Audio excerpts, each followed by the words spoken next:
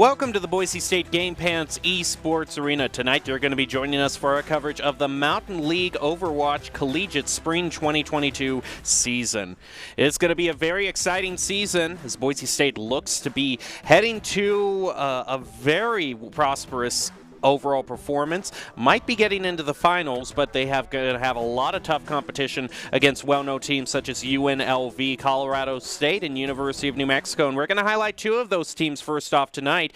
The University of New Mexico and Colorado State are going to be in a very tough match. The Lobos versus the Rams. They are definitely going to be fighting to see who can match Boise State in terms of skill. I'm your host, Jacob Jim Palmer. Joining me is Brenner Berlat to call all of the Overwatch action tonight. And these two teams, the Lobos and the Rams, you know, they're kind of teams that you might kind of overlook because the rivalry between Boise State and UNLV is such an intense one in the Mountain West arena. But these two teams bring a lot of skill in their own right. Yeah, it is definitely a matchup that we should be very excited to look forward to because we are very used to the high skill level between the UNLV and Boise State matchup, as you mentioned. But bringing it back down to the other teams in this competition, they have rivalries of their own going on. You know, Boise State has taken on Colorado before, and we have seen what their potential and how good they are in certain realms. So now take that against a team that they are very evenly matched against, like University of New Mexico, where we have not showcased them before, and is something to look forward to. We have showcased New Mexico State, but not just University of New Mexico. So that is an exciting thing to look forward to of what is this team capable of. Whereas on the side of Colorado State, that is someone that we have seen. So now we will have to wait and see what those teams can bring to the table. And I'm expecting a lot of higher speed comps because that seems to be the prevailing meta for this current season. Well, let's take a look at the event tonight, see how things are going to work out. It is 6v6 competitive. Best of 5. The maps played are going to be Control, Hybrid, Escort, and Assault, with Control played again if it needs to go to a 5th game with no hero bans. And once again, the matchup, it is in fact New Mexico State. My apologies for getting that wrong. New Mexico State versus Colorado State. The Lobos versus the Rams.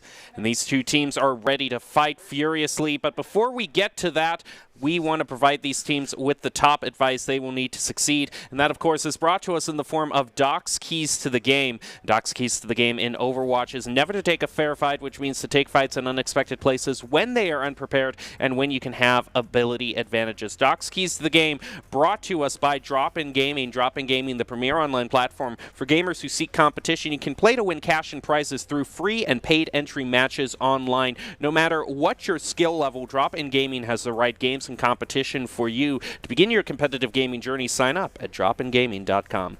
So we prepare head into the first match. This is going to be Control, so why don't you open us up as to what we can expect on this particular mode and overall what the skills the teams are going to be needing considering what stage we're going to play on. Yeah, and so for a lot of these control maps, it's going to be usually a race to the point, or at least race to get the engage that you want for that first fight. We talk about again and again how important it is winning that first fight to get the momentum in your favor, and especially on control, getting that early percentage can get you such the lead that you need, that the enemy team is constantly having to take fights that they're not really wanting to take. And if the first map is Busan, like we are seeing right now, I expect these fights to be always centered around the enemy spawns and just pushing forward as far as you can. In Mecha Base, it's always going to be at one of the two doorways on the high ground or low ground. As we saw on Shrine, it's going to be right at that main archway as they come out of spawn where the window is before you get to the point, or off to the right where the actual shrine is. And if we look at the final map, it's going to be a lot of right up on top of point, outside of the point. So if you're constantly brawling not on the point, that means the team who holds it first is probably going to hold it for the longest and maybe even guaranteed to win that map. So I expect these teams to be coming out the gate with dive, hide speed comps, things like a Wrecking Ball, Lucio, Genji, Tracer even, possibly a Moira. They're just going to be trying to get there as quickly as possible, get the engage that they want, get a pick or two, win the team fight, hold the point, and then just continue that momentum. Here we go. Looks like Shrine is going to be the first one chosen.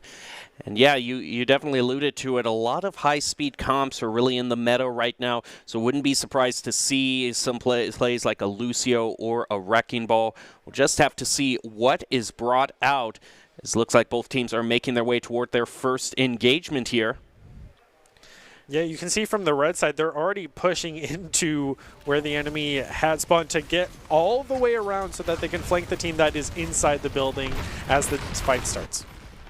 It does look like it is very divey compositions that have been brought out, especially for blue right now, as red is already on the point.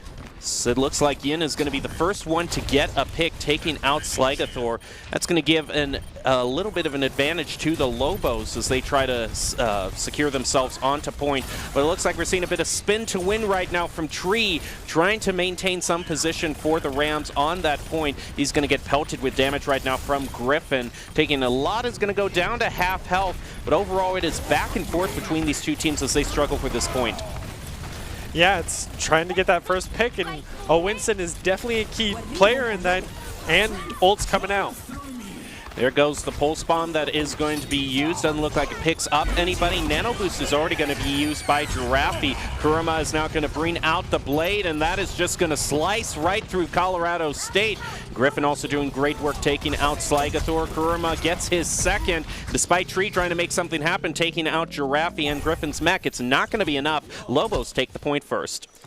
Yeah, and that was a ton of ults coming right out the gate before anyone could cap the point, and now engaging with heard a rally out of nowhere, but the rally is not up, so I find that really interesting. Might have been just a bug in the game, but these teams are charging these ults up so quickly because that's how long they're just brawling for. Primal Rage is going to be one of the ults that is brought online and is used to keep Colorado State from even getting to the point right now. New Mexico is past a quarter in their overall journey to 100. There goes a whole bunch of rallies brought out, including a Deadeye, which is going to pick up Giraffe. And off of the rally finish is going to do great work as well, picking up a double. Kurama tries to keep a presence for New Mexico, but now he's going to get focused down by finish. And overall, great play from Colorado State's Brig there, gets them the point. Yeah, they had the ult advantage going into that fight. The ult economy was in their favor. New Mexico only had the rally and the Primal Rage to answer it. They didn't get the Pulse Bomb off in time or the Nano Blade. So Colorado using their ults as soon as they get them is exactly what you want to see from these high-level teams. Colorado State's now going to have their first fight trying to defend this point. The good news is that at least defensively they are going to have that sound barrier. So the damage that's going to be brought out from New Mexico can be countered to some extent as Yin is trying to get some sort of pick around the flank routes here. Kurama now looking for his clearance to dive in as well. He's going to also have that Nano Blade available soon to clear out some space. Self-destruct is going to be thrown out. Skygathor is going to be using that Pulse Bomb in response, as well as the Gravitic Flux also brought out from Beef. And look at Dio there picking up Yin, and Tree also picking up Kurama. And with the DPS is gone for New Mexico, Dio's going to continue doing his work, taking out Valkyrie, Brighthammer, and Giraffe are also going to fall. And New Mexico, despite a few ults that they use, they're still not able to take the point. Yeah, definitely a bit of a misplay on their end. We saw Giraffe use the Nano, but Kurama did not have the blade ready, and he simply got Gratific Fluxed into the ground and ended up dying still. Not having it and having the Nano, so he wasn't able to execute, whereas the Wrecking Ball was able to use his mines to answer and just cut off any of the sightlines. There goes the blade, going to be brought out by Kurama. How many is he going to pick up? He's going to focus down the Cassidy, and that's going to pay off for one. How many more can he pick up? The blade is still online. He isn't using it with the Nano Boost, so it's harder for him to just slice through all of the other teammates. There goes Beef taking out Yin. He's going to get answered back by Kurama, who now manages to get the train rolling like he was trying to. Picking up 3 is going to go for his 4th. Looks like it's just going to be enough for New Mexico to try to take back the point, but a Deadeye is from Supan is not going to really get anybody there. Sligathor throws out the Pulse Bomb, only going to pick up Brighthammer as Kurama continues doing main work for the Lobos to get them back the point. Yeah, I would really like to see a swap off of the Cole Cassidy, especially going into both a Tracer and a Genji, that we haven't seen the Cole Cassidy really be able to counter as hard as he should, especially with a break behind him. This Tracer should be constantly getting shut down in every team fight, and she's just been getting way too much value, so Colorado State is going to need to focus down the DPS here. A lot of ultimates now coming online for New Mexico. Should help them maintain the point for 1 or 2 fights if they use them right. They're going to use the first one there, the Primal Rage, as well as the Pulse Bomb. That's going to take out a finish. So Colorado State not going to have their main healing available. Now no healing available as both their supports are eliminated. Kurama also picking up, now goes to a triple with Griffin also picking up Beef. Colorado State is going to get held to 1 point. New Mexico still holding on. Yeah, and they can continue holding on, having that Nano Blade online on top of the self-destruct that just so much zoning capabilities that it'll lead Kura with that Nano Blade right into the enemy team as they're trying to avoid the self-destruct. So Colorado State's going to have to just dive onto this point. Losing a Lucio is not a good start. Well, actually, I do not see that Nano Boost going on to Kurama there, just with the solo Genji Blade. He's still going to pick up 2, though, as Yin with the punch is going to take out Slagathor. Colorado State is now going to have to trickle in 1 by 1. Not a good position for them, as Yin, continuing on the ultimate advantage, is going to be taking out Tree and Beef. So both tanks are going to be out of it for a little while for Colorado State. Dio also eliminated, and that's going to wrap it up for the Lobos, who take the first win.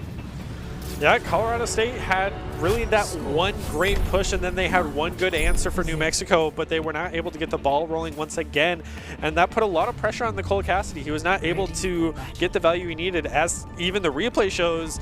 New Mexico was targeting him down with just a plain blade because they knew how much value he could get, but when we did watch him the couple times, he was missing a lot of those shots. Even when he flash banged the Tracer, she managed to live and get away with it, and that's something that a Cole Cassidy needs to know how to do, is flashbang one-tap headshot a Tracer. Now we go to Mecha Base, and really one of the most enclosed spaces in the game. Definitely has some brutal choke points as well.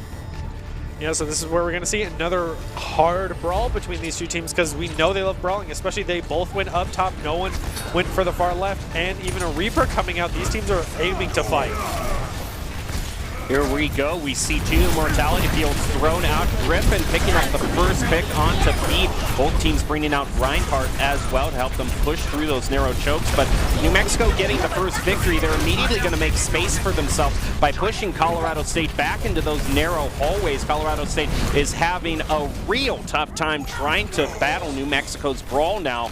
Just more flashbang is thrown on them by Yin. So much damage going through those doorways, but Tree managing to gain a foothold by taking out Valkyrie, as well as the Amp Matrix thrown down by Finish, is going to give Colorado State just enough to push through. But look at Kurama bringing this Genji Blade online, gonna slice right through Finish. Now Supa as well, make it Tree. Just as it looked like Colorado State might be able to push through, a Genji Blade stops all of it. Yeah, with how long they've been brawling, they never truly disengaged to try to go for a re-engage. They were just always poking at each other, or even after they lost Beef in that first engagement. And so that was just charging ults again and again and again, which is why we saw Finish get the Amp Matrix first, and then both DPS ults, and it was just such a cluster that these teams still have so much in their kit for this next one. Right Hammer's going to drop down that Amp Matrix, meaning just one step outside of that doorway is going to be met with so much damage. Mexico also holding on to a few other ultimates. Might just throw the self-destruct. There goes the Shatter out from Colorado State. Is going to pick up a lot of members of New Mexico. Immortality Field keeping New Mexico alive. There goes the self-destruct. Is going to take out Finish. The Deadeye also eliminating Slagathor. And despite that early Shatter, New Mexico is able to survive and keep control of the point. Yeah, the DPS don't even need to defend the point. It was only Tree on there. The lone tank able to make it there in time. But New Mexico still has the Genji and the sound barrier to deny the single Deadeye coming out from Colorado State. So once again, they're going for an uphill battle and continuing to push this far uphill door rather than going for any other rotation point. And it seems to think the sound barrier is going to protect them, but now that is worn out. They're going to try to use the Deadeye to push through. But look at Kurama just getting right in the face of both of the Rams' DPSs. Is already going to take out their Cassidy. Coalescence also trying to heal up the remaining members of the Rams, but it is an unstoppable barrage of eliminations from New Mexico, with Yin picking up a double. Kurama with a punch to Psychoforce's face is going to stop the Rams' any last chance of getting toward this point. It looks like it's a pretty flawless victory for New Mexico State. Yeah, that was just such a clean control round for New Mexico. They knew exactly what their team comp was, what they wanted to play, who they wanted to target. Whereas if you look on the side of Colorado State, for a long time they were doing, Rhine, Reapers, Sigma, Tracer. They were like half and half. They didn't know if they wanted to go full brawl or full dive.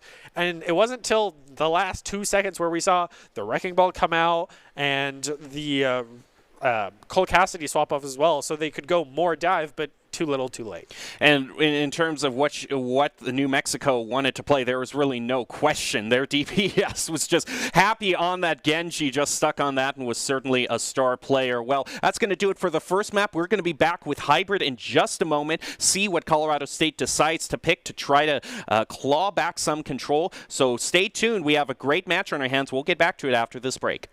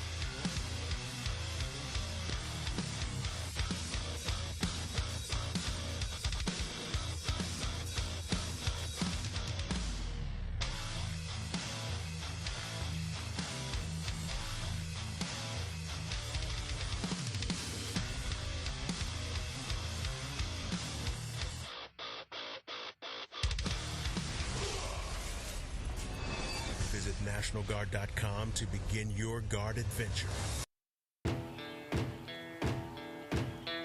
Here are a couple lessons I've learned over the years. Friendships come in all shapes and sizes.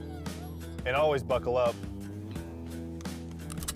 Seatbelts save lives. That's a rule we can all live by.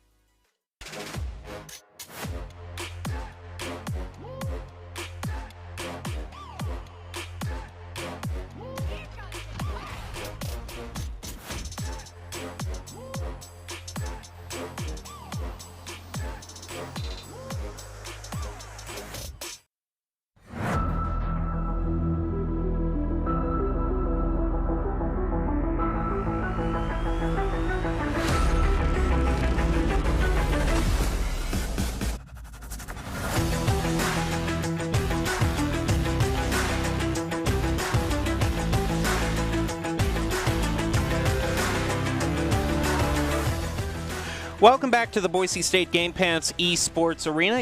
We're currently watching our coverage of Mountain West Collegiate Overwatch. We are getting ready for the spring 2022 season. Actually, it is underway, and we're watching a very fantastic match so far against New Mexico State and Colorado State.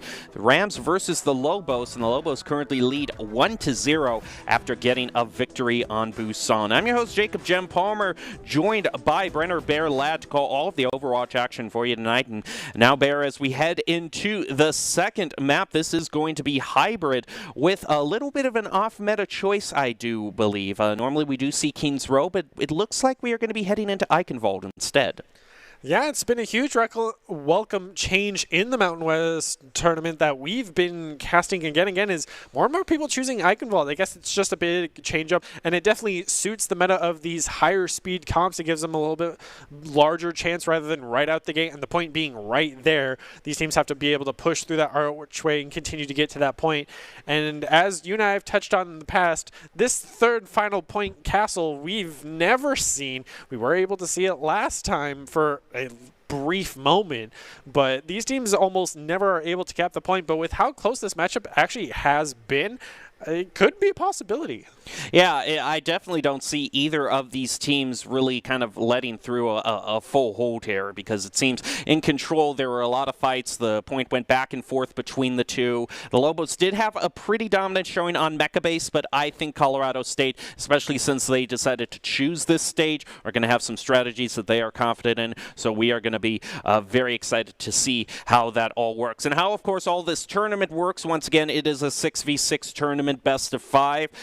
Modes in the best of 5 are what you would expect: control, hybrid, escort, assault, and then control played again if it goes to a game 5. Before we get into this particular match, let's just remind both of these teams of Doc's keys to the game one more time in Overwatch, so we can see what we have to look forward to if these teams want to win. And that's going to be never to take a fair fight. That means to take fights in unexpected places, when your opponents are unprepared, and when you can have ability advantages. All brought to you by Drop-In Gaming, the premier online platform for gamers who seek competition. Whether you are new to the scene or a seasoned veteran, Drop-In Gaming has the right games and competition for you. You can play to win cash and prizes through free and paid entry tournaments. To find out more, go to dropingaming.com and begin your competitive gaming journey.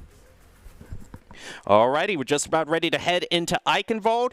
Do you have any final thoughts or any final expectations before we get to the action, Bear? If Colorado State can take down the DPS of New Mexico, I expect them to win these team fights, so hopefully they can execute on that. Yeah, the DPS for New Mexico has been quite a threat, especially their Genji. Wouldn't be surprised if we see him again brought out. But right now, once again, this is New Mexico versus Colorado State, the Lobos versus the Rams in Mountain West Collegiate Overwatch. We are ready to head into the second round of this best of 5. Let's see if the Rams can mount some sort of defense. And right now, Kurama, the one that we've been seeing on Genji, is actually also going to swap over to the Tracer for this particular showing. So still kind of one of those just fast flanky heroes, though, so still kind of the same gameplay we're used to seeing from Kurama. Yeah, it seems these teams have support swaps, because they have Colorado State has an Echo but no Mercy. New Mexico has a Mercy but no flying hero. And it's going to make, without that Mercy pocket, it's going to make Sligathor's job a bit harder, but we'll see how Colorado State does as they have reached up the first archway. Struggling a bit to push past if the tree is actually going to catch out Kurama, and with that flank gone, Colorado State might try to push through now, although Yin, doing a lot of damage boosted by that Mercy, is going to take out one from the Rams. Now Colorado State, both teams back up to full health. Colorado State tries to use this flanking route around here, is going to try to put up some shields, as Tree is going to slam right down into the Lobos, trying to pick off one of them, doing a lot of damage. Yin also is going to be protected, as you can see, by that Immortality Field thrown out. Now is eliminated by Dio, taking out that Lantern. And now Kurama getting one pick onto Supa. That could be enough to hold the Rams, at least force them to a reset. Rams still have to try to take the point, but now with they're down 3, it's most definitely going to have to be a reset for them. Yeah, especially getting that Valkyrie coming out from New Mexico.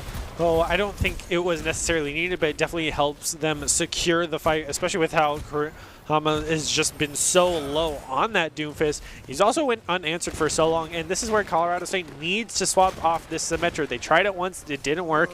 This is where you need to swap off it because New Mexico's gonna be looking for that teleporter every time they engage now. Yeah, that's something that really kind of takes teams that really is a problem for some teams, is when they don't know when to swap their comp to something more advantageous. But Supa, once driving in that photon barrier, we'll see if it works out, but now they're going to try to push again. Yes, kicking things off with the rally as well as the Bob to answer it will actually lead for the first elimination over to Colorado State, taking down Griffin as well as Brighthammer from Finish, getting a double on that break. They even had the sound barrier to boot. Colorado State having a very aggressive push, able to pick up one more of the Valkyrie, but now New Mexico is coming back swinging with Karama taking down Super Move as well as Yin taking down Finish, and Hiffy getting the res, so the main tank is back. They have a standing, but with the Gratific Flux taking down the Mercy and Karama falling as well to Tree, it seems Colorado State will be able to cap this point as the other remaining members of New Mexico have responded and began to trickle back in. It seems that Colorado is having a very strong footing, taking down Griffin once again, and Brighthammer with Beef even getting the melee onto Valkyrie. They will finally cap the point, but they burned 2 minutes off the board, so good on New Mexico. It is a good hold, and it really is a key thing we want to watch out for in the future, that it really is a dependence on whether Finish does have that rally online, that they're able to try to push through these choke points. Unfortunately, Slagathor, it seems like the flank attempts from both of the Tracers for both these teams have been caught out early, and right now Kuruma is going to try his own flank here and quickly runs away.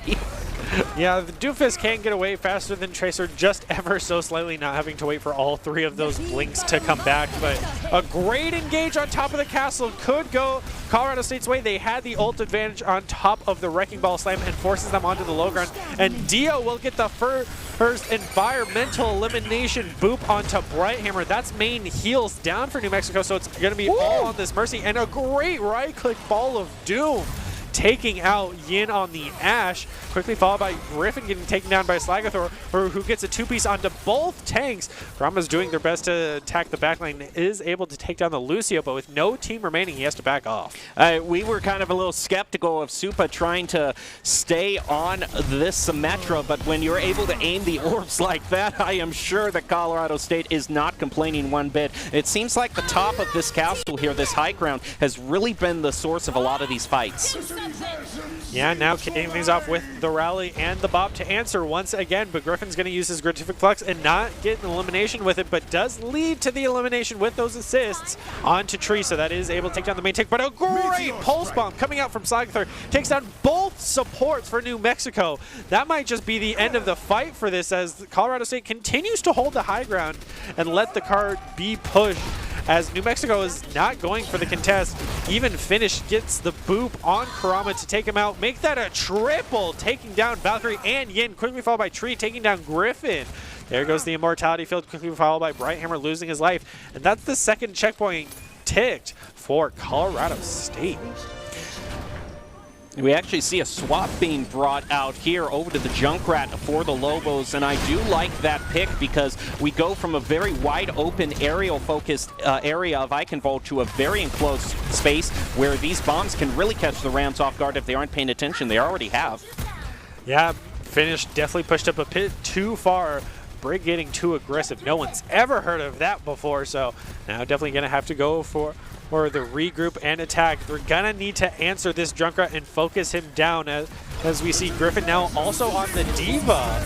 But now with the Amplifier coming out and the Gratific Flux and the Sound Barrier and the Amplification Matrix, now the Photon Barrier coming out, all of the ultimates are being pressed, all of the Qs. There goes the Bongo, taken down by Finish as well as D-Mech Diva. But Slagathor will get the first blood onto Karama of that Junkrat. That's exactly what they need. Target those DPSs and they can continue to push in as the Valkyrie comes out from the Mercy. Just now ending as Slagathor gets the second elimination on the Valkyrie, pushing into those spawns with one member on the cart. They're taking that aggressive, which is what they need for this indoor space. I like, especially when you got so much damage coming out from that supercharger, the way Supa has just been able to place these photon barriers, cancel out New Mexico's pushes, has been really key. Yeah, the tire attempt did come out for Karama, but it was quickly dismantled as Beef gets an elimination onto the Lucio very early on. But now Kurama getting a two-piece onto both Tree and Dio. This is why they target down that Junkrat first. His DPS is unmatched indoors. He was followed by Valkyrie taking down Supa, and Yin taking down Slagather, winning the Cassidy 1v1s. Brighthammer finishing off Beef, even staggering out of the brig. That buys them a lot of time. It isn't going to be too much time left for Colorado State. With just a little over 1 minute, they can probably have one, maybe two engagements here. The good thing is that they have a really good starter with this Gravitic Flux to engage. New Mexico not really close to anything. The only thing they're going to have is a self-destruct, which looks like they bring out immediately. Yeah, huge six-man Gravitic Flux leading to the elimination of Yin by Slagather and taking down that Mortality Field so early on. And even the Diva Bomb in the backline not landing onto anyone is a huge misplay, but instead Kurama's going to answer it with his Riptire, taking down both Beef and Supa. 45 seconds remaining. They either need to wipe or regroup here as Valkyrie takes down Tree. They have time for one final team fight. They have that self-destruct, but they're going into the Amplification Matrix as Finish takes down Brighthammer, and Kurama gets the refrag for his teammate taking down Finish. If Colorado State can kill Junkrat, they win. That's going to be the main focus. Might be able to lob in some sort of self-destruct. Of course, the key thing that allowed the Rams to push forward last time was a well-placed Photon Barrier to cancel out all of the damage that New Mexico's trying to push through, so we'll see how that works out this time. Yeah, kicking things off with that Diva Bomb. Was not able to pick anyone up, but did zone them back as Karma gets first blood onto Slagather, but Supa is able to answer that by taking down that junk. So they have a chance as all of the ultimates come out of the Amplification Matrix. The Sound Barrier, Photon Barrier, but it's actually barely misplaced as they pushed right past it into the cart, trying to focus down that Doomfist of Finish. Finally will fall to Tree, so Colorado's doing their best to stay in this fight.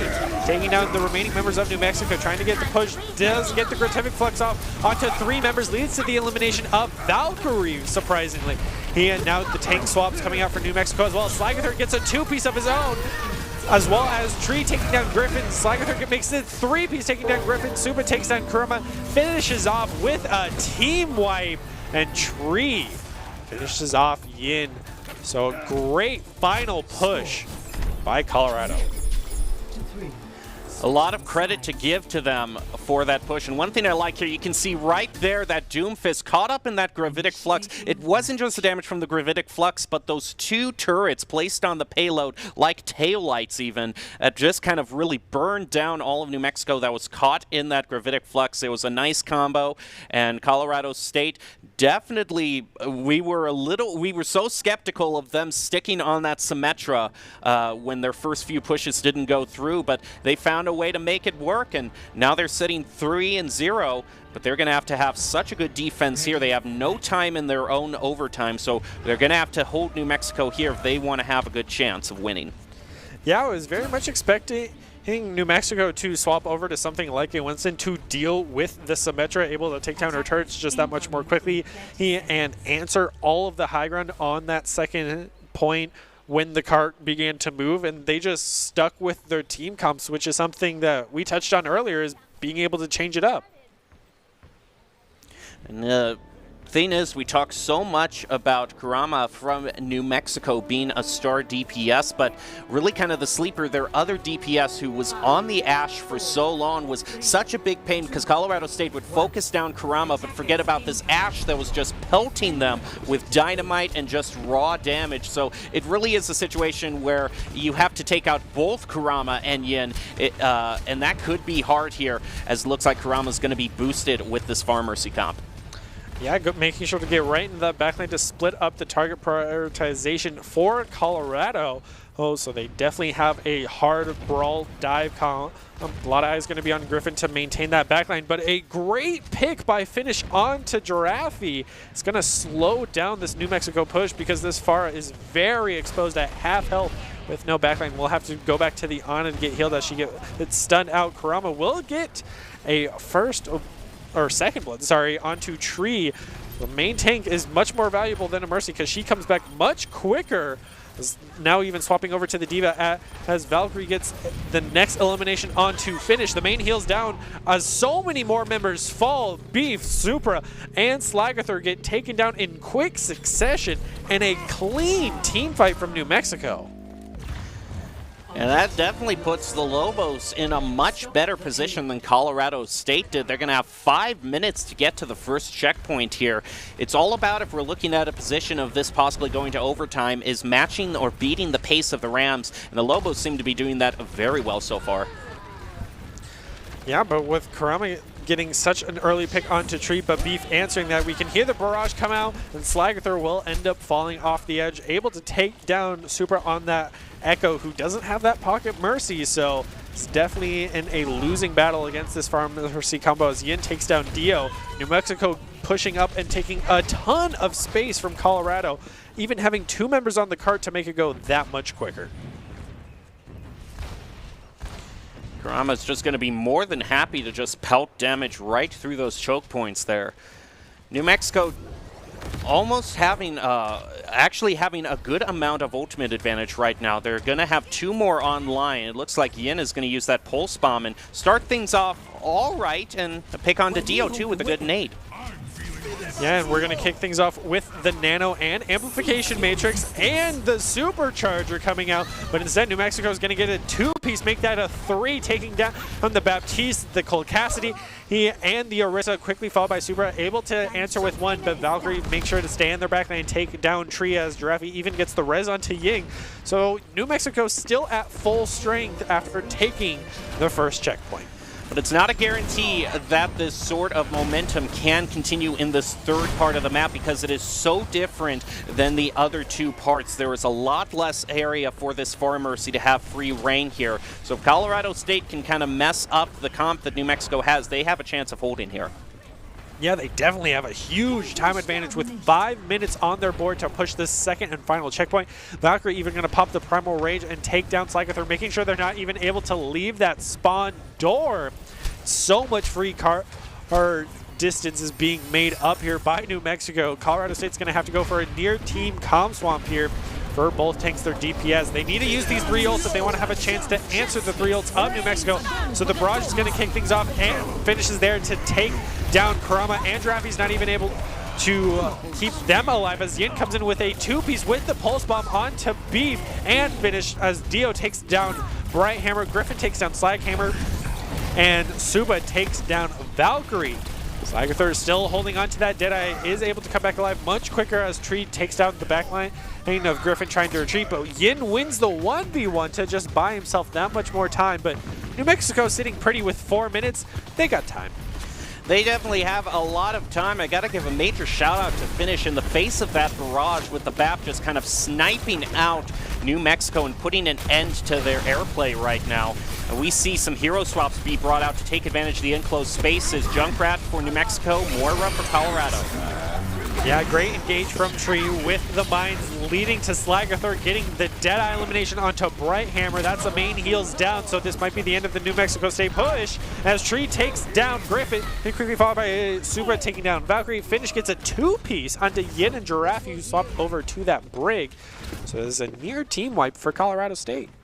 Now, by winning that engagement, they were able to burn probably 40 seconds off the timer. New Mexico started with about 4 minutes. So if you do kind of the math, that's probably about 4 team fights that are left, 4, maybe 5 if New Mexico is able to hurry enough here. This next team fight is going to be interesting because no one is really close. The only thing that's going to be online is this Pulse Bomb. If Super can get a pickup here, that could be enough for Colorado State to win this. Yeah, Colorado has the brawl with that Zari. Going into a D.Va, can definitely burn her down, but now the Nano's going to come out onto Valkyrie, swinging as ready as it can, and a great Pulse Bomb in the backline does not land onto anyone, so now the Finish is going to have to pull out the Coalescence to keep his tank alive against that Nano, and we'll actually get an elimination onto Yindalis, and a great Shatter is going to come out, leading to Kurama getting an elimination onto Tree. So these constant trades back and forth means Colorado State is going to lose his fight with the longer it goes on, because of the spawn advantage from Colorado. Oh, but a great shatter coming out from New Mexico will give them the advantage as Dio's going to bring out the sound barrier to keep his teammates alive, and a great Deadeye once again taking down Brighthammer, and Beef is going to come out with a triple onto so many members of New Mexico that is a reset.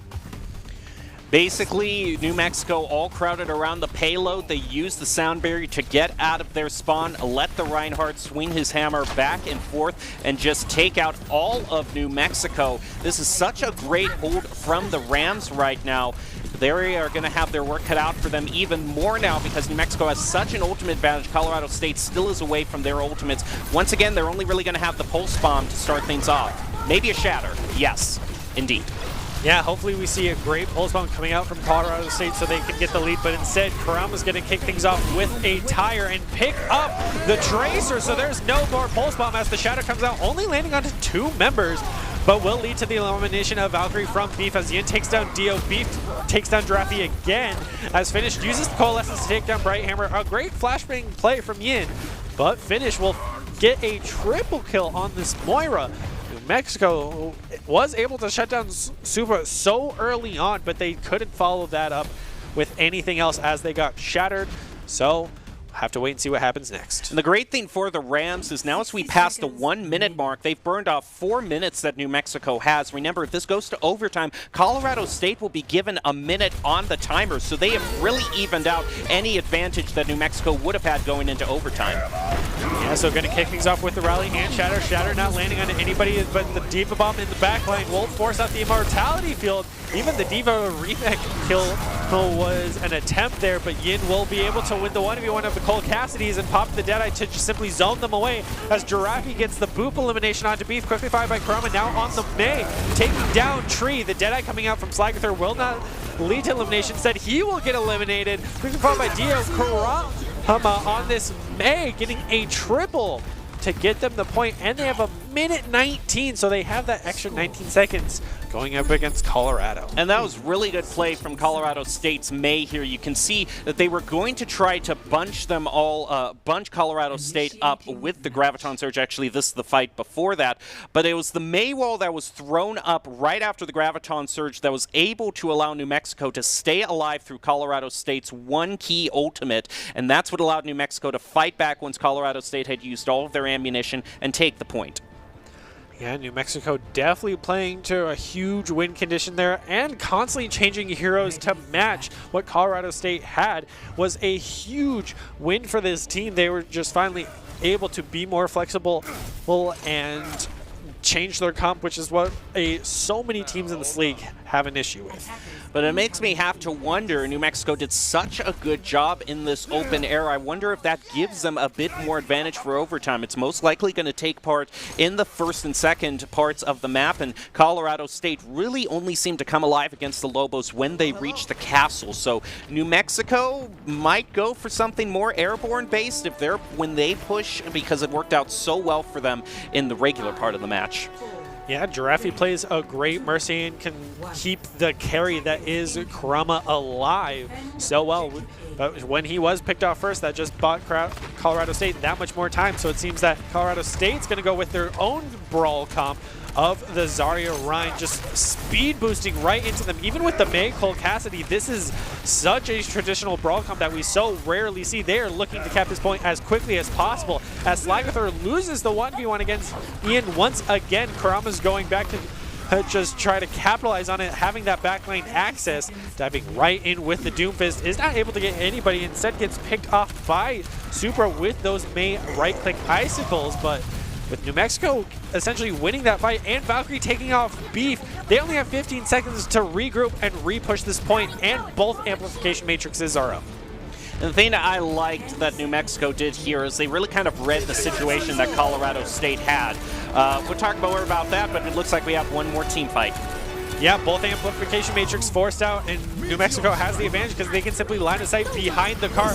Now the Meteor Strike's going to come in and land onto Finish. That's your main heals down. This might be a victory for New Mexico. Oh, but both Shatters are going to come out as well. And the grab is going to come out, but only 2 members of Colorado State are left on the point, and they're very low. Oh, Lucio is going to come flying in and quickly eliminated.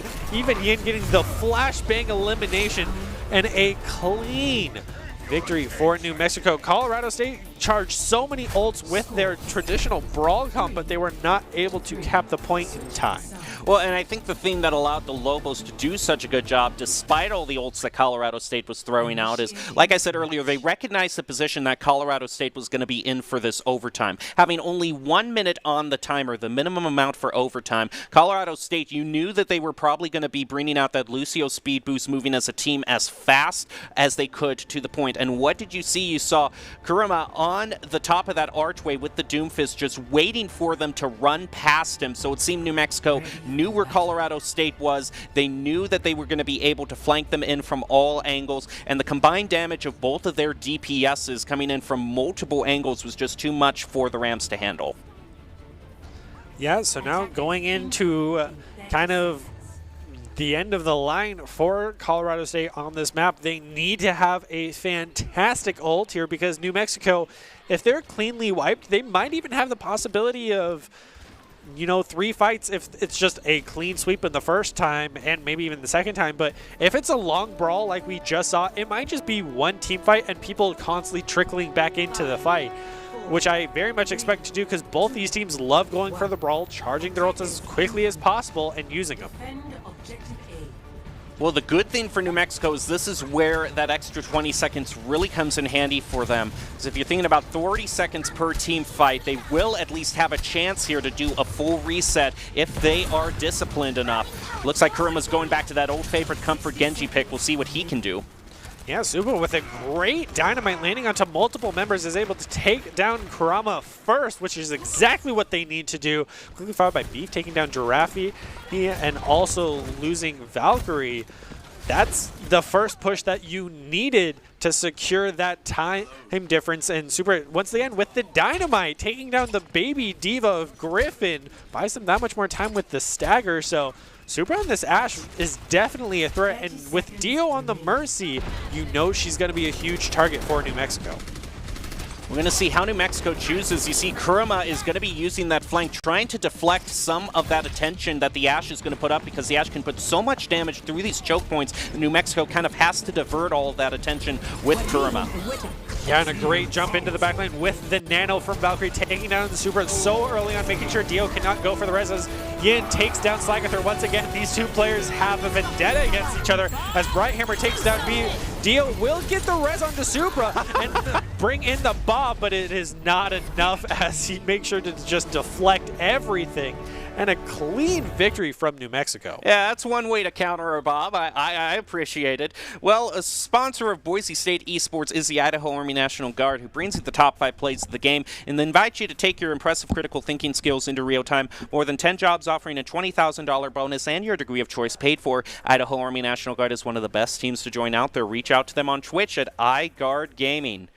Well, despite the Rams not necessarily getting the victory there, they definitely shown that they have some fight in them. They managed to hold New Mexico for 4 whole minutes in what looked like almost kind of a hopeless situation on defense. So even though it is 2-0 in favor of the Lobos, Colorado State, I wouldn't count them out quite yet. Yeah, and especially heading into a true just escort. On that third and final point, Colorado State can hold them. And as you mentioned, for 4 minutes, that's a feat within itself. And they just held it again and again and again. And their win condition is take down Kurama. And every time they did, they won the fight outside of that third and final point. When they were just trying to cap the point and getting up to that first checkpoint, they took down Kurama first. They won the fight. So you know that's Colorado State's win condition. And at the same time, vice versa for New Mexico to get a clean 3-0 sweep against Colorado State is keep Kurama alive, because he's your carry. Multiple times when they did Pharmacy, when Giraffe fell, they immediately held their push because Kurama didn't have his pocket Mercy. They had to wait. Afara can do a lot without a Mercy, but it practically doubles when he has that Mercy, and they're just playing around him. So that's what they need to wait for, is for him to be at his maximum capabilities. Well, we will see if Colorado State can mount. They would have to do a reverse sweep from this point, but I think they might have it in them. We'll see if New Mexico can pull off the victory at match point. We'll take a short break and be back with round 3 escort after this.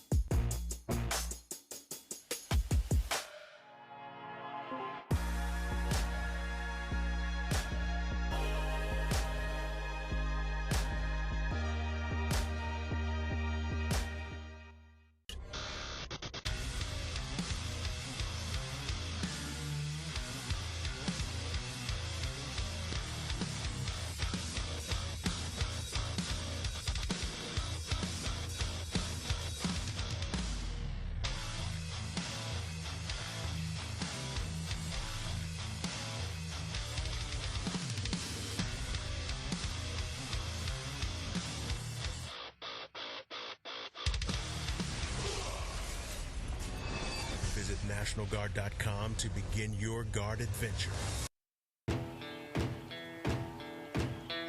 Here are a couple lessons I've learned over the years. Friendships come in all shapes and sizes. And always buckle up. Seatbelts save lives. That's a rule we can all live by.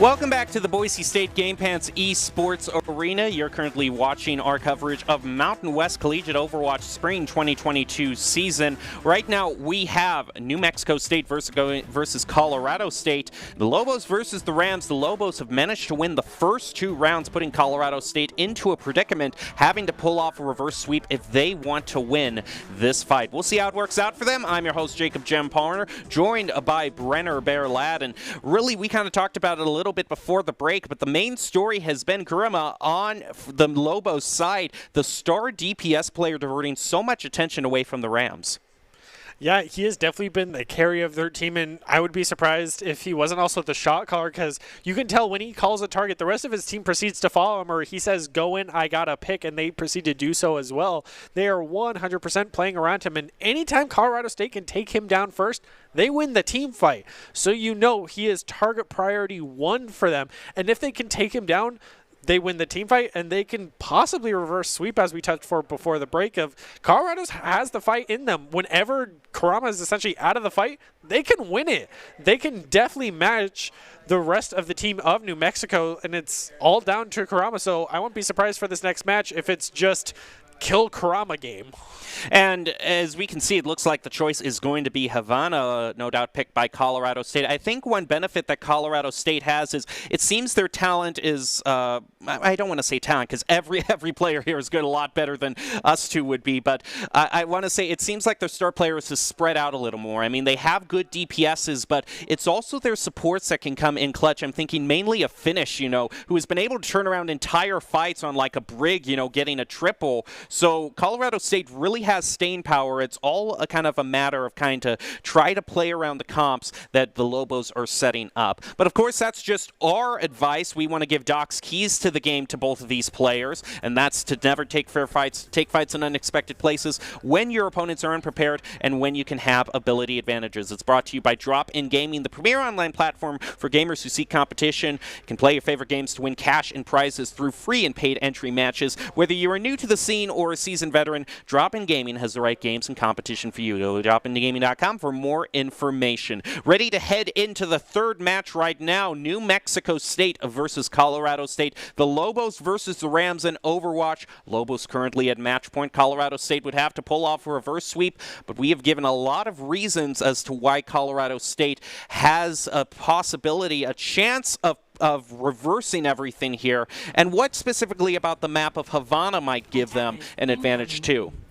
Well, for the first and third point, it's so open, not being that indoor facility, that if New Mexico runs Kurama on that far Mercy, we saw Finish on the Baptiste make sure to break away from his team, throw down his Immortality Field, and focus down Kurama. Even when the barrage was happening on Eichenwald, he did exactly that.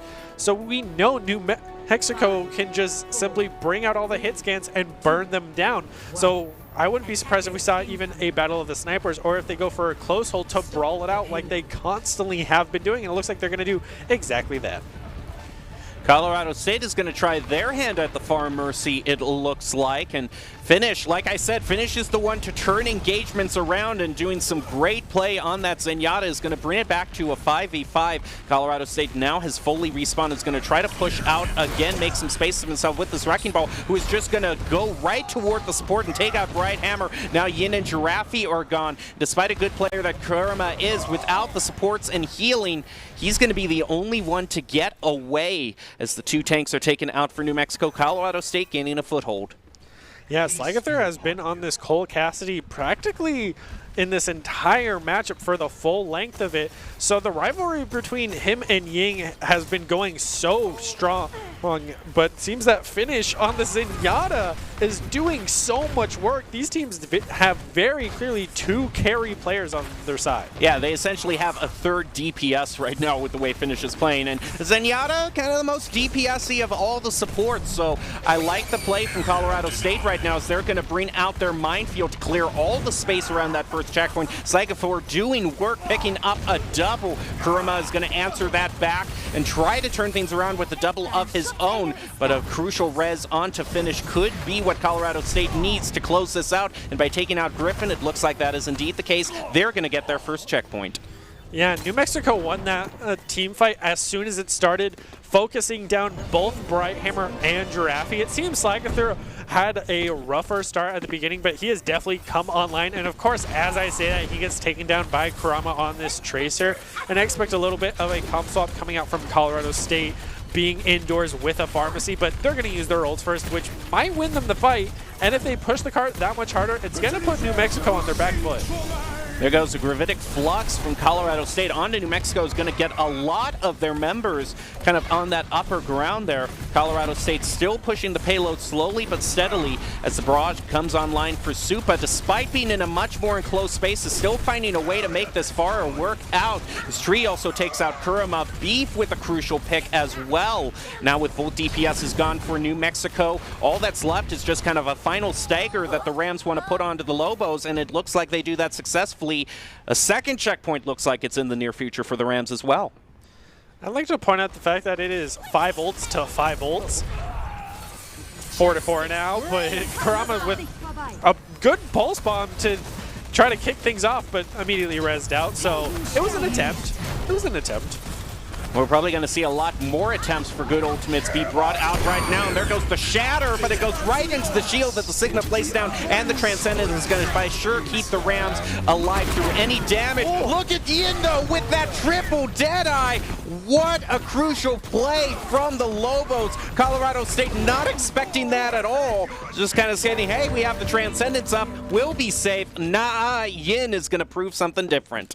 This is what happens when you hold 5 ults. Valkyrie goes in with the initial super flashy Shatter right into the Sigma shield, and instead Yin just sneaks in the backline and gets an amazing triple Deadeye, which is something we almost never see from a Deadeye of all ults. So just so clean to watch, but Finish getting first blood. It seems that this fight has already been won. Of course, we've seen one good Deadeye from the Lobos. Colorado State still has theirs available to use, so maybe try to match them.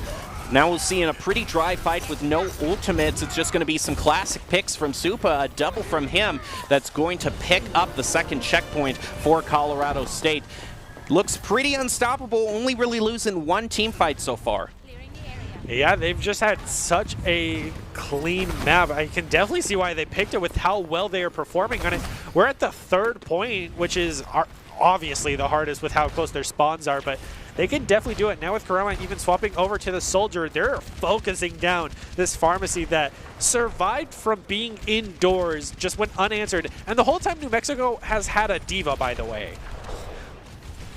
And that Diva getting very close to that self-destruct. We also see Yin swapping over here to the Widowmaker, so we'll see how good Lobos can really click heads right now. But Beef is just going to use that Gravitic Flux to clear out some spot through this final choke point. Supa has been really kind of uncontested on this Pharah, just picking up pick after pick, especially when kind of your star DPS Kurama is gone. Colorado State just sees the green light and is heading toward the final checkpoint here. There goes the Amp Major. It's going to be thrown down by Brighthammer. Colorado State is just, look at the way they're judiciously holding their ultimates right now. They are going to have so much for this fight. It is insane, and they're going to start off with the Deadeye picking up 2, and that's exactly what the Rams needed. They are now just one few steps away from locking this attack up. Going to use the Barrage to get themselves the final security for that take, and they are going to go 3-0 with 2 minutes 40 seconds left on the clock. What an attack! Yeah, Yin on the Widowmaker was not able to fulfill that role whatsoever. He was just being line-of-sighted again and again and again because they have both the Sigma Shield to just block him out right in his face, and they can just sit behind the other side of the car. And this replay of the triple Deadeye from Yin is why he should have stayed on the Cole Cassidy, because he was just doing so well on it. And then to swap over to a Widow where he did not get a single pick for as long as he was on it was definitely a misplay by New Mexico. Especially when you consider it was the Far Mercy from Colorado State that was being so uncontested. Maybe he thought with the Widowmaker he'd just be able to get one very precise click against that Far Mercy and take them out, but really it just swapping off of that Cassidy and losing that kind of rapid DPS fire really in turn only let that Far Mercy be more uncontested. Yeah, they definitely had free reign of the skies, and also New Mexico had a Diva the whole time, and I almost never saw her trying to fly into the face of that pharmacy to try to ground them for even a little bit. They were just sticking right next to their main tank, trying to absorb 1 or 2 rockets, which is not what you need to do as an off-tank Diva against a pharmacy. You need to be flying in their face, dealing as much damage as you can, trying to boop them around, split up the pharmacy combo if you can, which is very hard to do, but Colorado State even going for the close hold with the lone Rhine. May's kind of far behind him, so it seems Colorado State's pretty split right now. Looks like they are able to group back up. New Mexico getting onto the payload. Nante's going to be heading out onto Beef, bring him down to about health. But the Bath throws out that Immortality Field to give the Rams a bit more staying power. Looks like a freeze was also brought out onto Griffin there that Tree capitalizes on.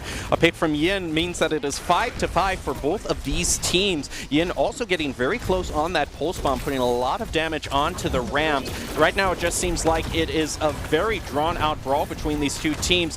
Their Monkey is going to try to go into the back line to get a pick, but it doesn't look like he is going to be too successful in that. Instead, it's going to be Brighthammer onto the front line of Colorado State, taking out their Rhine, that New Mexico is going to get their first win here.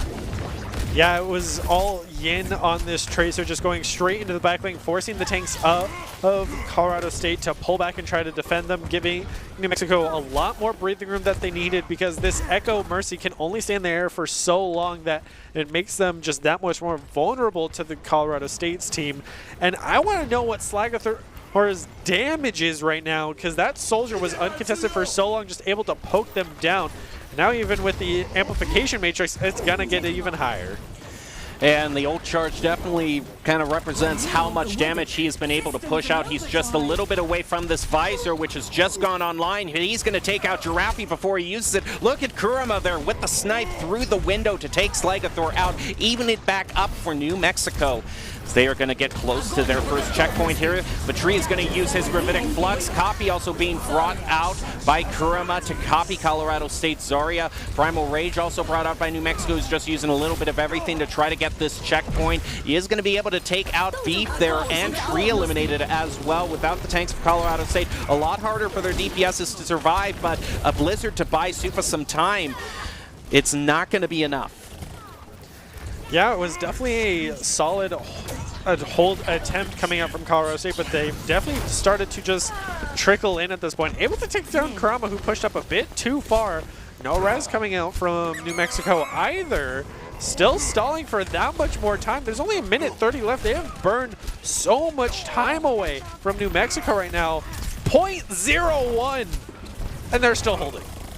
They're still managing to hold, and any time that they can bleed off from New Mexico is going to be time well spent. As this May is just with the cryo freeze, and she manages to get away too with the wall. That is insane how much Supa was able to dance around that payload and bleed even more time off from the Lobos. Yeah, props to Colorado State with how much time they were just able to burn away from New Mexico, finally trying to take space and immediately trade out, losing that Yin. Will finally end up losing that Slagathor as well, but Colorado State should be sitting very pretty after the fight, and New Mexico has the ult economy to win this. They just need to start pressing Q to continue pushing this card. We've seen how good Colorado State can be on defense in these tight and closed spaces from their performance on Eichenwald. So I wouldn't be surprised here if just in the Rum Factory here they are able to hold them. But Valkyrie is going to start things off right for the Lobos, taking off Veep. Supa is going to be the next to fall thanks to Kurama. New Mexico now up 2 in this overall engagement. Finish though, been the one to turn things around and doing a very crucial pick on that Zenyatta. We hear Rez trying to be brought out. It is going to be Rez onto Kurama, who quickly takes out Finish. Colorado State still trying to hold a defense here with Supa getting rid of Kurama. New Mexico and Colorado State have just kind of been sniping out picks here and there. But overall, New Mexico about halfway to the second checkpoint. Now, Colorado State seems to be playing very split, trying to take those 1v1s that they are consistently winning. So I just think that speaks to the individual skill of these players being able to play split as much as they are, but as well as the team skill of when they finally are together, they win team fights and they win them very hard. But people need to start pressing their cues because a lot of members of New Mexico have just been holding on to them, and now they have all 5, almost all 6.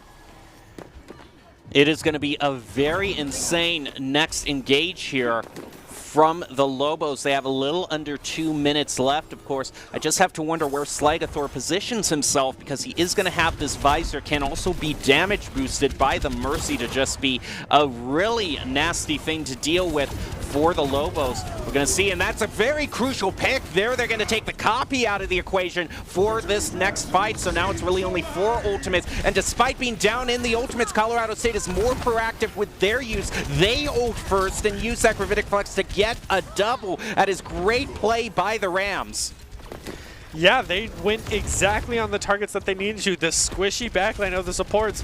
You saw Beef just look right past the people in front of him and say, hey, there's 2 supports back there with a tank who's slower than the rest of his team. I'm going to murder them. And did exactly that, which there's a minute left on the board. New Mexico needs, they have all 6 ults and they didn't use a single one to answer the one ult that was used by Colorado State. So you have to wonder, are they trying to win here? They need to start pressing Q, and finally they start with a Primal Rage. They're going to start with a Primal Rage, but it's the minefield used by Colorado State that picks Griffin off, and now the Tactical Visor is also going to get rid of the copy that Kurama used. Pulse Bomb isn't going to pick up anybody. That is insane how Colorado State has still managed to hold. How many times have we said it? He who ults first, and Colorado State took that advice and used it to start every engagement off in their favor. Despite New Mexico saving up 6 ultimates, it's the Rams who hold defense. Yeah, and also Colorado State has just gotten so much more value out of their ults. The New Mexico Echo duplicated onto the Soldier, died immediately. Colorado State duplicates onto the Ana and gets the Nano. Now the Rams looks like they are going to be able to hold the Lobos here. They just need to win one more team fight. Tree taking out Griffin, and Yin also being focused down here. Valkyrie actually the one focused down with a lot of damage pushed onto him. Kurama with a double though, going back over to that comfort pick up the Genji. How can Colorado State focus him down? He is just tearing right through the Rams right now, and that it looks like it might just be enough for the Rams to hold here. I don't think they have the time to reset here. We're going to have to think. I do think the Lobos at least take this. Well, it seems that the Lucio will be able to get there in stall in time. Taking down Finish as well is a good start, but losing Kurama on his main of the Genji, Colorado State has a chance, and they get it! Look at that, using the minefield to just kind of basically force the Lobos to C9 off of the point. I like that. You force the other team to C9, and there you go. That's great play by the Rams. That was insane how they were able to have such a good defense there, especially in the face that New Mexico had so many ultimates and waited so long to use them. Yeah, I think it definitely what cost them the win on the map. You could tell that was the map that Colorado State had played the most of compared to the prior two.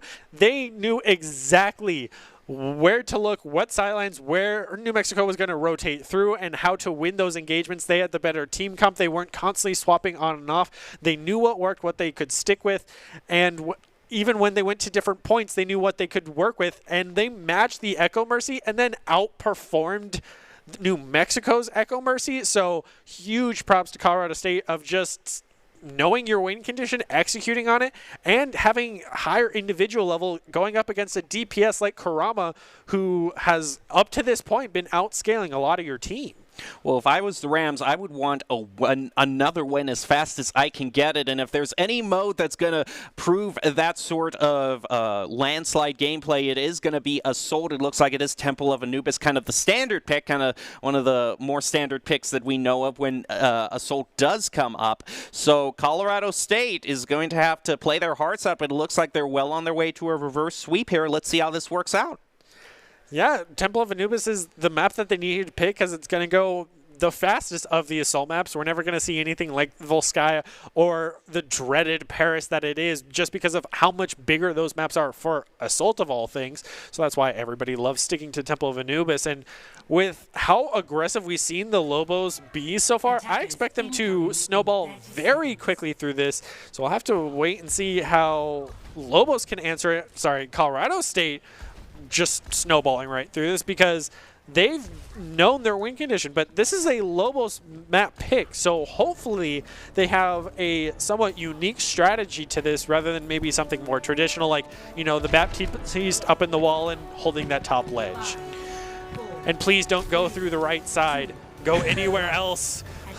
Well, it all depends if the defending team has a Junkrat that's been brought out, because that makes that right side a lot harder to get through. Or it depends on which way you're looking through it, too. It's technically the left side for the attacking team. But overall, it looks like the Far Mercy is going to be brought out by both teams here, so it's going to be interesting to see how they try to snipe each other out of the air. Kurama, though, is going to be distracted, though, by Colorado State, as one of their DPSs is trying to flank into the backline, diverting the attention of Kurama away from where Colorado State is trying to hold their point.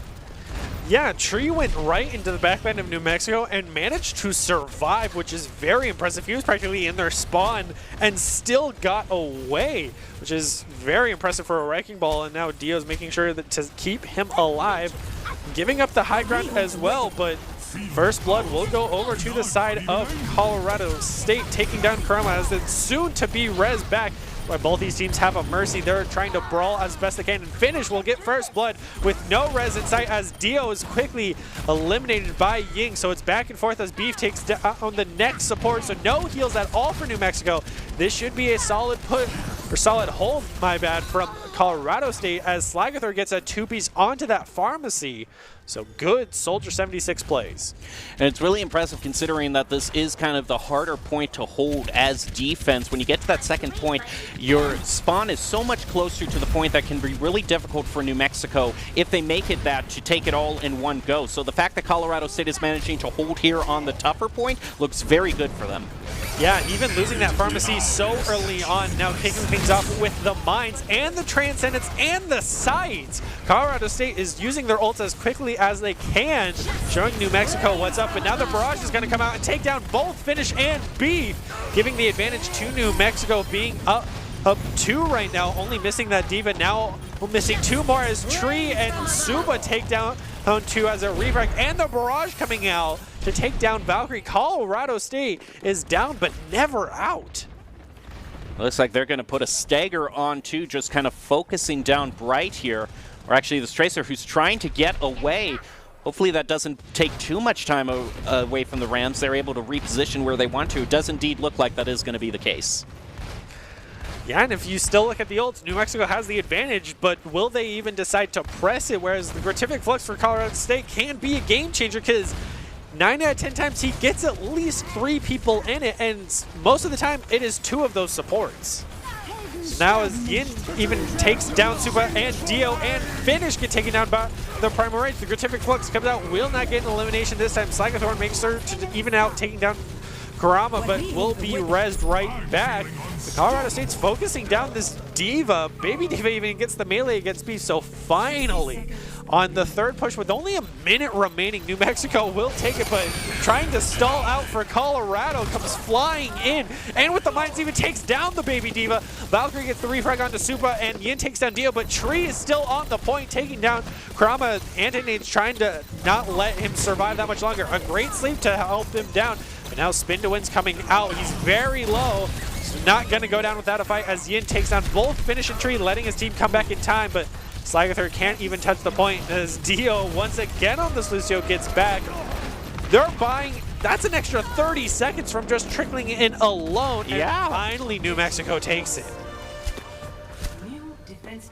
Well, this is anything but a landslide for the Lobos. Colorado State proving to be such a tough team to go up against, and they're going to have some key defensive ultimates. Not only are they going to have the Visor, but the Transcendence also available for them. They might need that survivability as Yin gets a pick. Yeah, the pick on Wrecking Ball is definitely what you need, but you don't have that very much time until he comes back in. The sides is exactly what you need to answer the Valkyrie coming out from Giraffe as Supa gets the first pick onto Ying. Since Tree has already come back, make that the second pick as he also takes down Kurama. That's no DPS for New Mexico. Quickly followed by Valkyrie and Giraffe getting taken down by a great barrage in the back behind, making that a three-piece for Supa, taking down Griffin as well. That's practically a team wipe if you ask me. Well, the thing is that New Mexico, they tried to kind of interfere with that Visor that was brought up by kind of chasing the soldier into the spawn. The problem was that Far Mercy was on the other angle, and once New Mexico kind of turned their backs to that Far Mercy, Supa was just more than happy to just get pick after pick there. Yeah, having that spawn advantage is the big strength of this final point on Temple of Anubis for Colorado State. And now swapping over to the Reaper. This is going to be a huge brawl. Giraffe even going over to the Brig. These teams are looking to fight it out and charge up these ults mid-fight, use them and keep fighting. But the poke coming out from Supa is so deadly, making sure to try to demech that D.Va who's been such a problem, and another great Cryptic Flux making sure to demech that D.Va as Ying gets the first pick onto Finish, but the mines coming out from Tree makes sure to get an answer, taking down Kurama as Ying takes down Dio as well. Has the Valkyrie to come back just that much more quicker as Slagathor makes sure to take down Ying, so New Mexico is down a main member, make that two, taking down Giraffe and Brighthammer and Valkyrie and Griffin. That is the end of the push for New Mexico very quickly.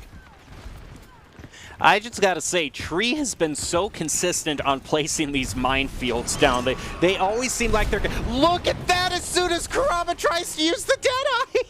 It was just in a 1v1. He has to swap off the Cassidy after that. It was just, he pressed panic. Okay, there you go. Back onto the Genji main, which is understandable, but yeah, maybe he realized he had to swap and just, you know, okay, I'm gonna use the ult at least before I swap. Anyway, though, not how Deadeye you want it to go. Yeah, it died within the second he pressed Q. Well, speaking of Qs, Colorado State looks like they're going to have the advantage for this hold at a very crucial time, too, as this could be the last team fight. Yeah, if the Pulse Bomb forces out the Transcendence, you know Ying is always going to be targeting Finish, and now also the Valkyrie's going to come out from Dio, so both supports out from Colorado, and make sure to get the final elimination onto Finish, but Tree's getting a two-piece onto both supports and the main tank as Dio and Supa gets taken out, but Tree on this Wrecking Ball has mines as well, which can be such a game change, but he's not even going to need it as both DPS fall from New Mexico. They're going to have to go for another push with 10 seconds remaining. And Tree's just going to be more than happy to drop the minefields wherever New Mexico. Yeah, he's just going to put them on the point, just basically force New Mexico, take away the option to even get on the point for them. We'll see how it works. Yeah, so many members of New Mexico still trickling in, but now the Death Blossom and the Gratific Flux are going to lead to both supports of New Mexico gone. That has to be it. Mine's even getting elimination after being on the field for so long. Slagathor taking down Kurama, Finish taking down Ying, finishes out Assault with a team kill. Colorado State holding against New Mexico for way too long. New Mexico just falling apart there. Now Colorado State just doesn't have to, really has to only get one tick on their attack here, which is much easier than just being expected to take the whole point here. This is what we were talking about, all the attention that was given to kind of canceling out this Visor. Supa was just more than happy from a different angle to use this barrage and tear through everybody on the Lobos.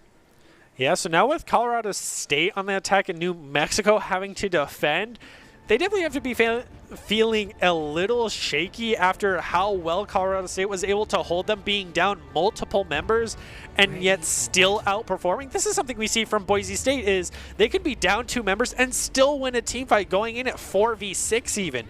So with Colorado State being able to outperform New Mexico like this again and again, this is going to be a hard defense. Well, and it's like we said earlier, it's because Colorado State has so much great talent that's spread out. It's not just their DPSs, it's Tree on the Wrecking Ball, it's Finish on the Zenyatta. They are able to make flashy plays themselves and completely turn around fights with completely unexpected triple kills. So great job from Colorado. It seems like as long as one of their members is still in the fight, you never quite know what's going to happen. Yeah, so hopefully we see something unexpected to keep us on our toes from these teams, but it seems we're going to be sticking with the pharmacy on both sides for these teams.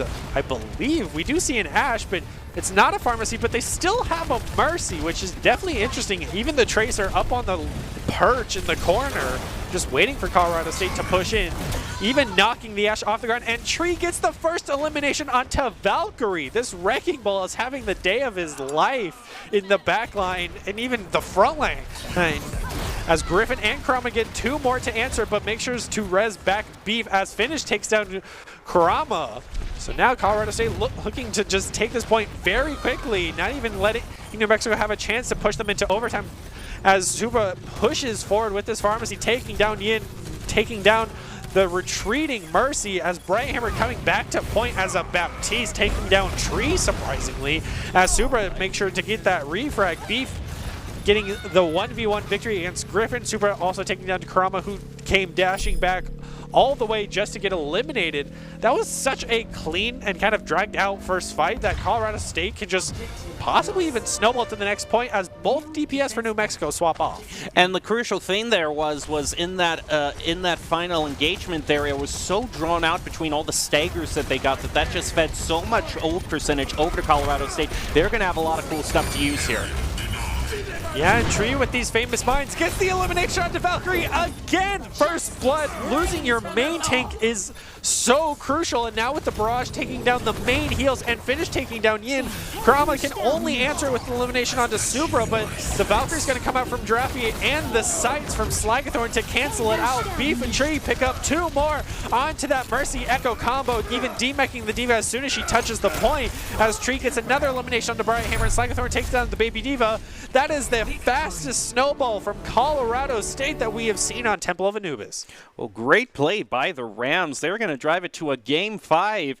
They might just pull off their reverse sweep. It's really insane how much Tree is able to stand against the main tanks. You know, it's like he's like, I don't even need a shield to contest you on the main point. I'm just going to take you out as the main tank. He really shone through as a star player on Anubis. Yeah, Tree matching the skill level that we see our own Matt Burke on this Wrecking Ball, just being such a force to be reckoned with, that he's one man and he still has 5 other players behind him constantly getting those eliminations. People like Finish, who on a support role are being counted as the 3rd DPS on a Zenyatta, which is very unexpected, being the highest DPS of a support player, which is super unexpected. So Colorado State playing to their win condition of, we have better team play. We might not have the better individual level of constantly losing a lot of those 1v1s, but if they were able to take 2v1 fights, they were guaranteed to win them. And then even when the later win, the stronger they became, and New Mexico was slowly falling apart. Well, with such a tear that Colorado State's on, I see no reason to wait. Let's just get into the final map. It's going to be Lijon, which is picked, and seems pretty unstoppable. It seems like Colorado State definitely enjoying kind of those enclosed areas to fight in. At least on the tower map, they are going to have a great time, but they can also be a very insane far mercy as well. So it doesn't seem whether it's enclosed or open. Colorado State has all the momentum right now. Once again, you are watching Colorado State versus New Mexico State. The Rams versus the Lobos in Mountain West Collegiate Overwatch. Both of these teams are definitely proving that they do not want to be counted out in terms of all the attention. It shouldn't just be Boise State and UNLV. These 2 teams want to be known as well, as we're ready to head into Lijon right now. Looks like Night Market is going to be the one brought out first. Yeah, so I would hope to see at least one team going for the Simbrel, maybe even the Bastion play teleporting to get there just that much quicker, but we know just from the audio cues, one is sticking to that farm Mercy comp. I wouldn't be surprised if it's even Colorado State after winning on Temple of Anubis so strongly, and New Mexico is going for the teleporter play right into Tree. It's interesting, Colorado State not greening out the Sim teleport right now, so that's just basically giving up the point to New Mexico first, who was able to push out all the tourists. But look at Supa, he's just going to fire right through the windows with the Far Mercy and take out Kurama. Immortality Field also eliminated by Slagathor. New Mexico might be the ones to take the point first, but I was telling you, the Far Mercy, they can do a great job, the Rams can, and it's just going to be one after the other, basically all of the Lobos taken out and Colorado State getting the point first. Yeah, they might have had those turrets set up, but it did not matter to Tree and Super, who can just poke you down and jump right on top of you and get eliminations, which led them to be +2 in that fight. And at least New Mexico is able to change their roster off that Symmetra very quickly, not going for that Eichenwald strat of Symmetra or die, which did work for them on Eichenwald, but not here on Lijiang Tower, where when you're constantly pushing the same point, it's not going to work. Just look at this. Supa already having this ultimate online, whereas New Mexico, the highest charge they have is only 60%. It is such a difference, but it seems like despite not having any ultimate, some great play by Kurama and Griffin. Kurama picking up at least a triple kill there is going to be enough for them to get on to the point.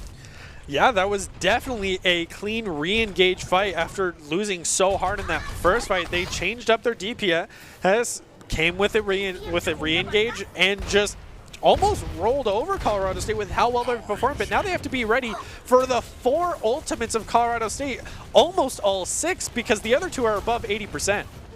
Finish being a great support. They're getting the first pick onto Giraffe. Yin also eliminated. Now Kurama gone as well. Both DPS is gone for the Lobos. No more real huge damage to push onto Colorado State as they get back onto the point. Finish taking out Bright, and the eliminations are going to keep on rolling for the Rams. You also see Tree having his favorite, the minefields available. A self-destruct thrown out by Griffin is not going to clear out the point at all. Unfortunately, an ult that goes nowhere for the Lobos, whereas Colorado State's, their ultimates are getting picks, but Kurama trying to turn this around with a double. Brings out the copy. Will he be able to bring out the minefield? Just try to throw out the spine. No, at the very last moment, Supa takes him out. That is such good play by this Far Mercy. That whole time, at the very start of the fight, they committed the Transcendence to answer with New Mexico throwing out the Diva Bomb that didn't get any value. And Colorado State starting off with the 4 ults, now has the 1. So Tree's been holding onto the mines the whole time. But you have to give it to the Lobos, still managing to maintain control of the point despite all the wins that the Rams have been getting. New Mexico managed to get their charge up to 71%. Yeah, this non-stop brawl trickle. You know, 3 members now pushing the point, not having the other 3 forces out. Transcendence gets the mines. That's value. Colorado State now trying to get their charge up as well, but they aren't going to have too many ultimates. They got to rely on the mines that Tree has thrown down. Valkyrie is going to be eliminated. Finish getting the pick onto Kurama as well. With that crucial DPS gone, it is all down to Yin, who isn't actually even going to go for the flank right now. And with Giraffe being knocked off the edge too, now Dio also getting an environmental. That means New Mexico. Will Yin be caught out and trying to get away? Can this Tracer get away? It looks like they do manage to get back to spawn. Yeah, and if we're looking at the ult economy, New Mexico has the advantage and will engage with their own mines, but Valkyrie's going to have to try to match Tree. Yin actually ran into Colorado State's own spawn to get away, and now that New Mexico has pushed in from their own spawn, Yin flanks them with that pulse bomb and is able to help the Lobos get back the point. That is not the way I would have expected that, but hey, it works. Yeah, so now even preventing the overtime, charging up 25% remaining. Colorado State just needs 1 solid push, and with them having 3 ults on the board to New Mexico not having 1, with the closest being the Diva Bomb, which is one of the slowest charged ults in the game, things are looking very good for Colorado State. They just need a simple 1 or 2 picks, and that can sway it, and Tree will do that. Yeah, that Gravitic Flux taking out Kurama as well.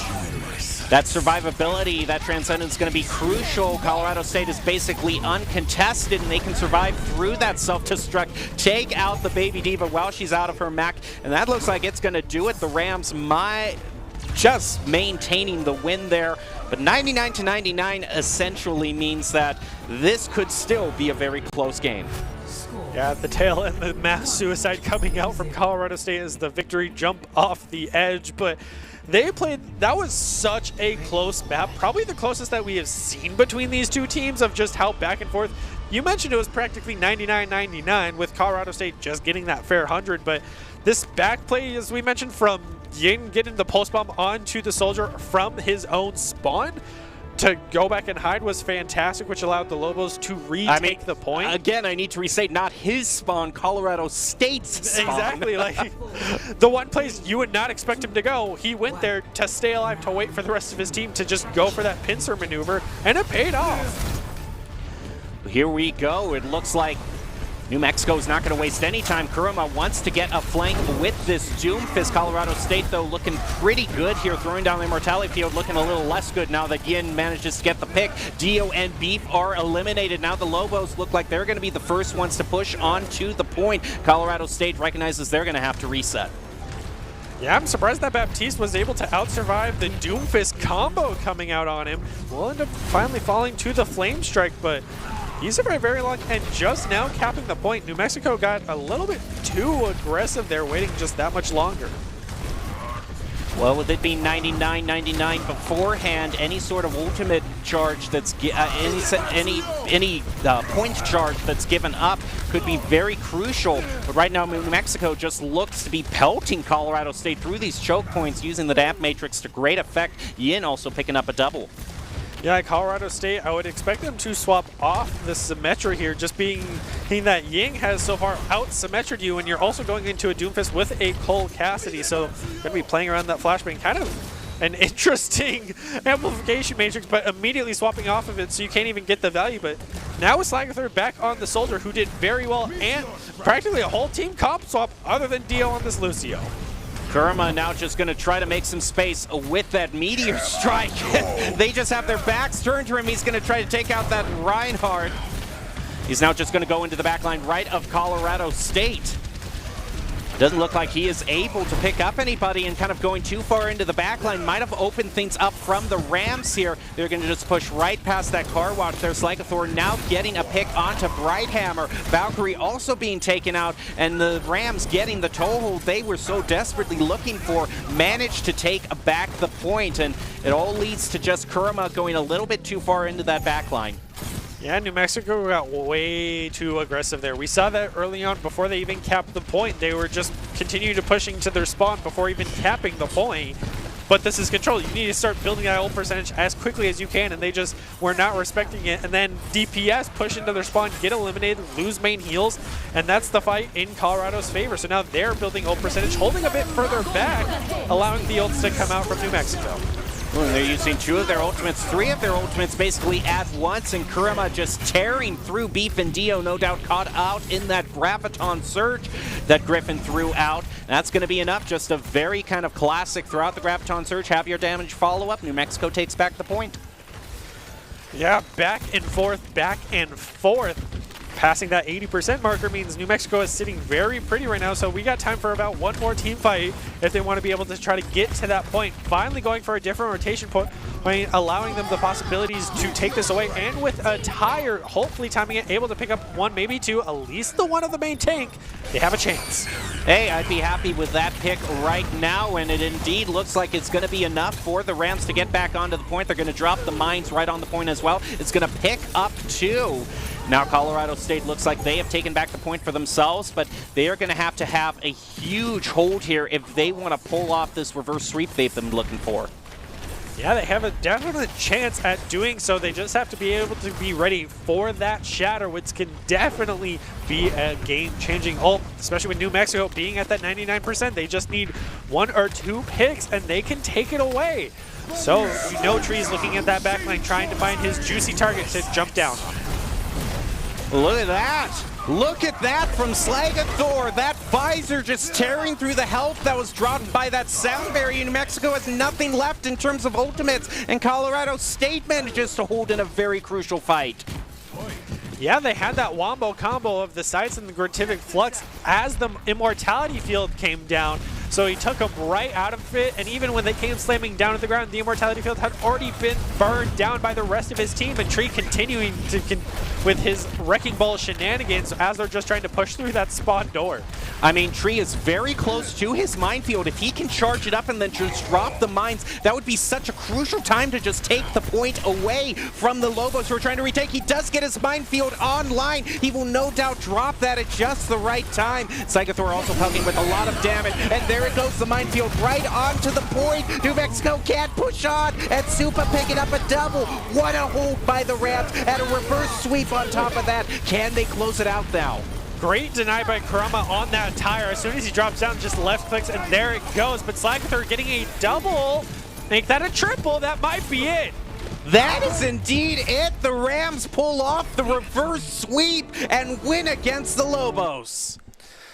Poor Lobos. They had such a strong opener, and just clean sweeping it from behind. Colorado State recognized that, all right, we need to focus on Kurama and then right on to Brighthammer. And then he did that again and again and again.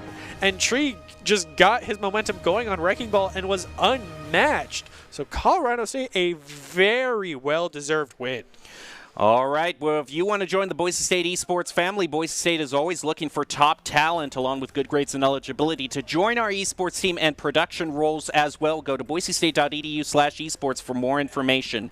Okay, I got to ask you quick here because it's getting close to the top of the hour, 7 o'clock, which is Boise State having their own Overwatch match. So really quickly, I want to ask you who your nominee for the player of the game is. Tree or Dio? Dio being that backline Mercy, keeping Supra alive in that farm Mercy combo, doing so well for Colorado State, which helped them bring back the win. Has to be one of those two.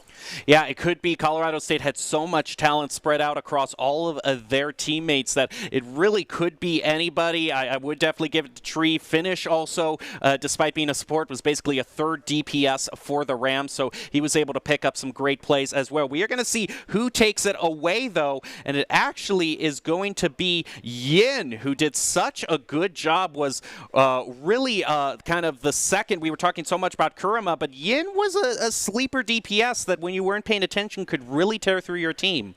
Yeah, he was always winning those 1v1s on the Cole Cassidy between him and Slagathor for the longest time, which is how they won those first two maps so dominatingly. But as soon as Slagathor swapped over to the Soldier 76, Yin was not able to win a lot of those without the help of that pulse bomb, as we see in the replay. So it was a huge matchup between these two players who definitely had a feud going on because you could tell that they were always targeting each other. Well, he's going to be the ICCU player of the game, brought to you by Idaho Central Credit Union, who believes a great player makes a team more successful, just like Idaho Central's helping members achieve financial success. Yin is your ICCU player of the game. Well, as I said, it is just a few minutes before the top of the hour, and that's when Boise State is going to be set to take their own Overwatch match. So we're going to take a quick break and be back with that action. We'll leave you with the top 5 plays of the game, brought to you by the Idaho Army National Guard, who invites you to take your impressive critical thinking skills into real time. More than 10 jobs offering a $20,000 bonus and your degree of choice paid for. Idaho Army National Guard is one of the best teams to join out there. Reach out to them on Twitch at iGuard Gaming. Enjoy the top 5 plays of the game. What a series between the Lobos and the Rams, and we'll be back with Boise State's Overwatch match right after this.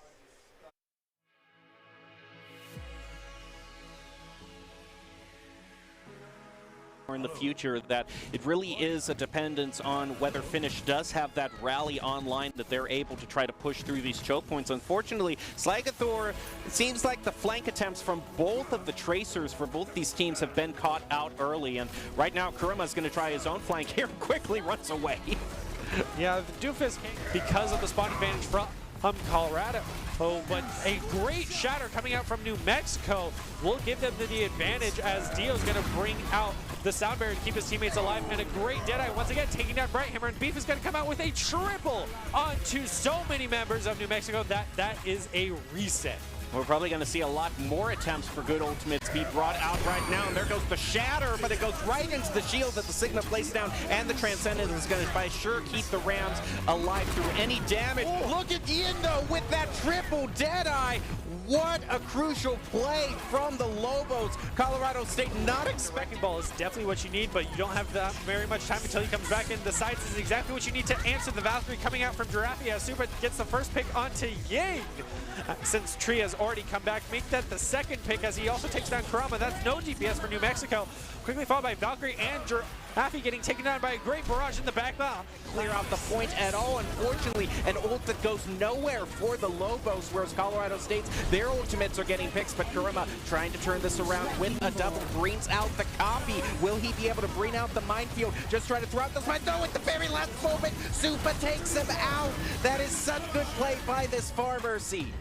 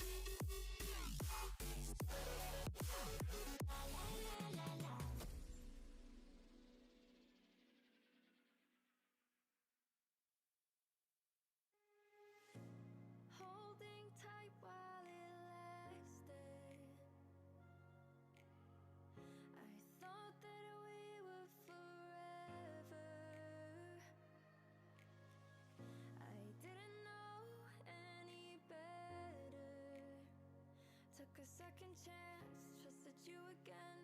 I feel shattered. Broken strings cause you play me like a violin. Shame on me for all your 7 deadly sins. Had it all but you craved attention. Drowning in your own reflection. Put me down just to see me get back up again. 6 feet under and you're ready to give all the pain. If I was your new addition, you make me part of your equation. Shattered from the past, wish you were my last. Shatter me to pieces like broken glass.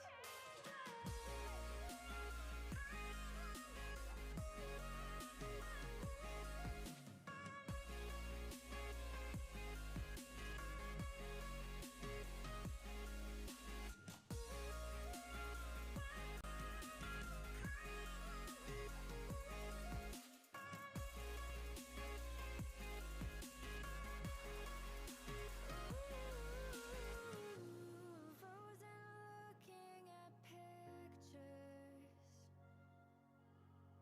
that we took back in the summer. I thought that I would remember how we used to feel, but this isn't real. Now we're over. Take it all, there's nothing left here anyway. We used to talk, but now we don't know what to say. Now we're just 2 passing strangers. We tried, you lied goodbye forever. Put me down just to see me get back up again. 6 feet under and you're ready to give all the pain. If I was your new addition, you make me part of your equation. Shattered from the past, wish you were my last. Shatter me to pieces like broken glass.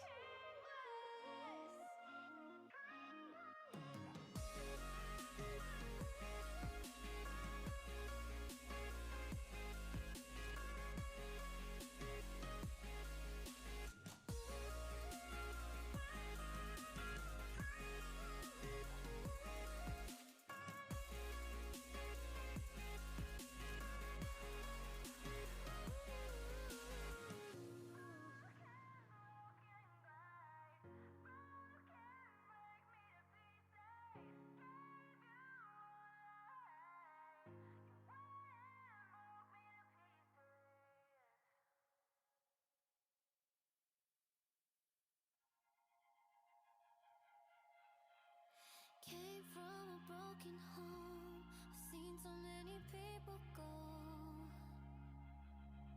Learn to make it on my own. It's easier for me to be alone. So how are you? Keep cutting through, claiming you're not like the other guys. And only if I could give you a chance, show me that you mean it, we'll feel some type of way.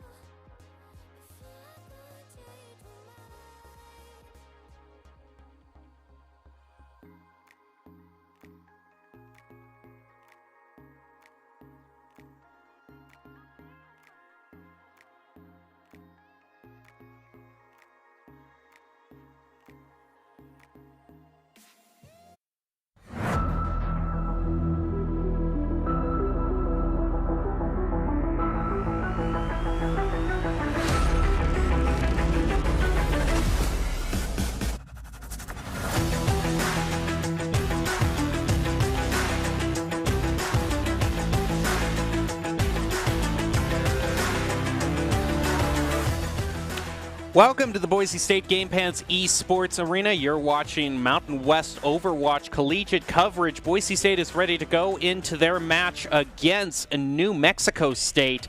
Lobos versus the Broncos, sure to be a very fun and entertaining match for us all tonight. I am your host, Jacob Jem Palmer, joined by Brenner Bear Ladd as we get ready for the Broncos to take on the Lobos here. It's going to be a tough match for the Lobos because we just saw them have a very bitter defeat against the Rams from Colorado State, suffered a loss going into the reverse sweep, and now they're going to have to reset it all to go against one of the arguably top teams in the league, Boise State. Yeah, talk about an uphill battle for the Lobos going into this. I mean, after Boise State winning the championship last year, and now you're going up against the previous championships after losing to Colorado State, who Boise State has beaten. Things are definitely not looking good, but after having so much practice up against Colorado State, you know that they're very warmed up coming in against Boise. Boise State is going to start off right here. It looks like they're actually starting off in the red, it looks like, with the Lobos in the blue. Now here we go. We also see Nerdy here. He's been a player with Boise State Esports for a very long time, but their career is almost at an end at the end of this month, so we're hoping we see some great plays from them to kind of close everything off. Looks like they're going to be going on to the Hog, which always have some fun stuff happening on the Hog. Maybe we can see a choice environmental or two. I'd be really happy to see that, but right now it looks like Boise State's the first one to get control of this point.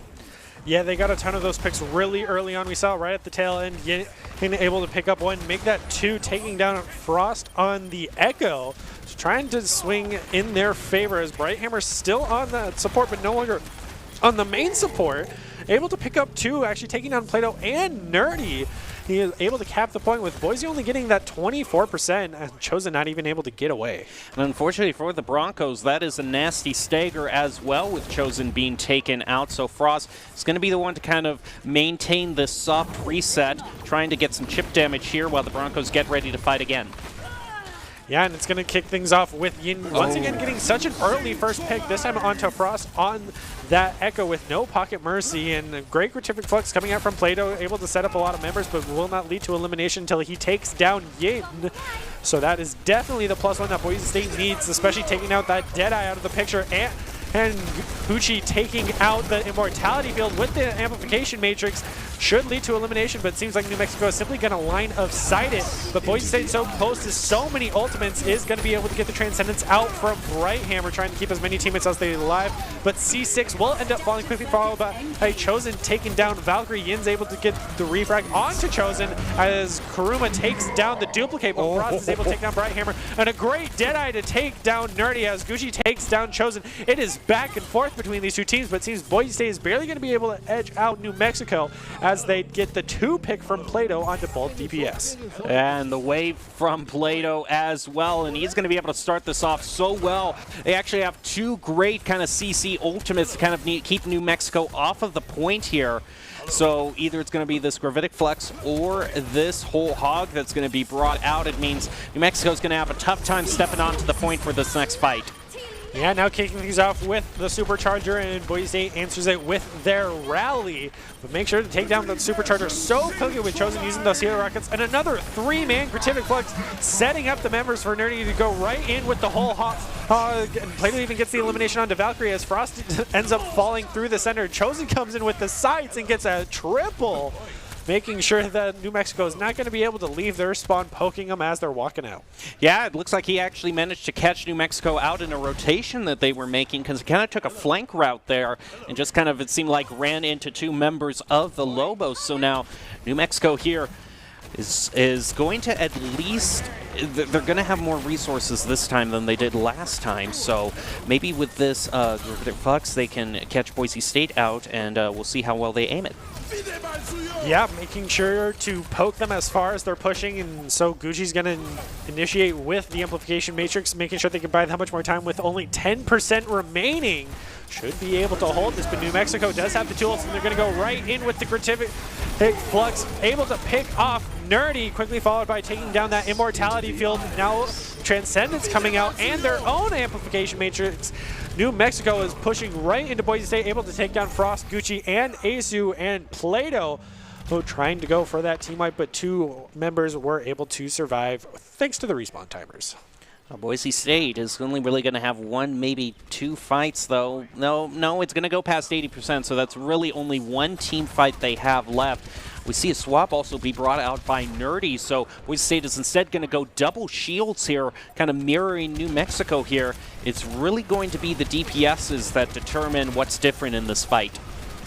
Yeah, and with the great engage onto the tanks of New Mexico, Boise is looking to get that first pick, and they will get it onto Valkyrie, quickly followed by the pulse bomb going onto Griffin. So no tanks, they can go right into that back lane, taking down Ying and Brighthammer as Frost finishes off C6. Boise gets the point, still overtime, so now New Mexico has to continue to trickle in to keep this overtime going if they want a chance at winning. But Chosen taking down Karuma, finishing off this Wrecking Ball, who comes flying in. That is the Valkyrie. But Chosen once again engages the sights as they're rotating to point, takes down the Lucio, as Nerdy takes down Valkyrie and Asu takes down Griffin. Z6 is able to take down Chosen as Plato also finishes off Ying, but none able to get to the point in time, so Boise State barely is able to win that first map.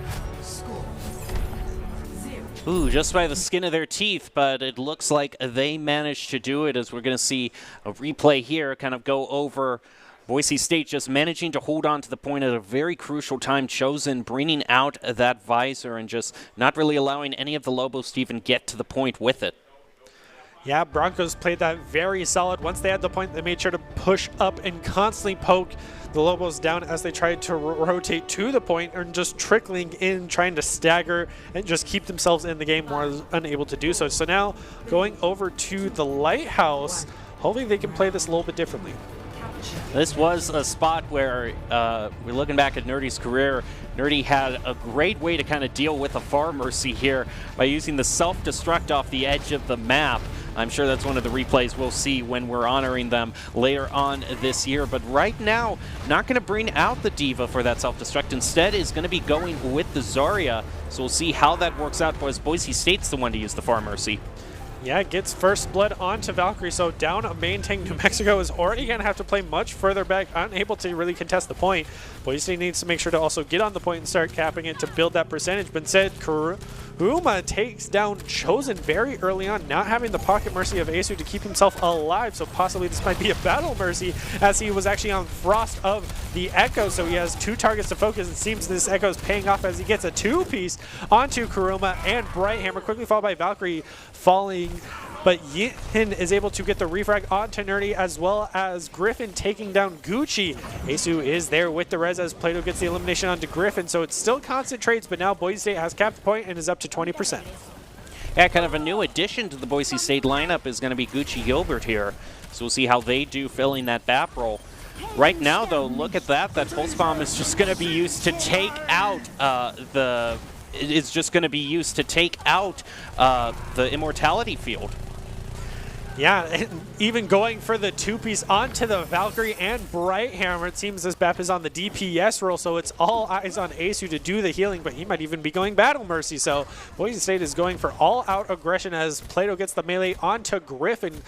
Passing 50%, not many team fights left. So I actually do have a bit of information. Gucci is actually Gob. That's what we normally know him as, but just a little bit of a swap over, I suppose, in terms of gamer tags. Right now, Chosen is going to fall off of the edge, unfortunately, but Yin is also going to go off the edge, too. So 1 DPS gone for both teams. Monkey see, monkey do.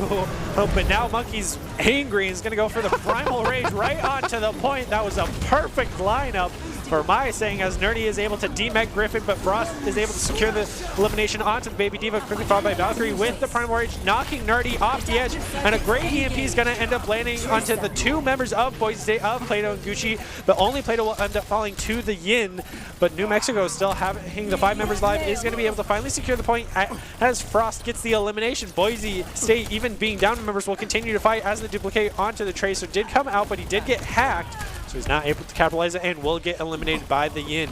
This team fight continues to go on. Nerdy is taking a lot of poke from Kurama on this Tracer, who's just been such a nuisance, but instead Asu will get the res onto Frost, keeping his precious Echo alive. So now the Gratific Flux is going to come out from Plato onto 3 members, leading to Frost getting a 2-piece. Xena was only able to pick up 1, so now Kurama's getting to throw the Pulse Bomb, but Chosen shows him how it's done with a triple Pulse Bomb of his own. Kurama gets a 2-piece from the melee. Both these Tracers are on a triple kill. It's a Tracer v Tracer battle. It's Kurama versus Chosen. Who's going to be the Tracer that wins? It is, in fact, Chosen. But does it enough for Boise State to actually take back the point? It seems Kurama stalled them out long enough that Boise State's going to have to fight one more time. Yeah, Gucci and Chosen able to take out the 2 trickling in members of the main tank. Now both supports are gone on make that both tanks. It's only the 2 DPS.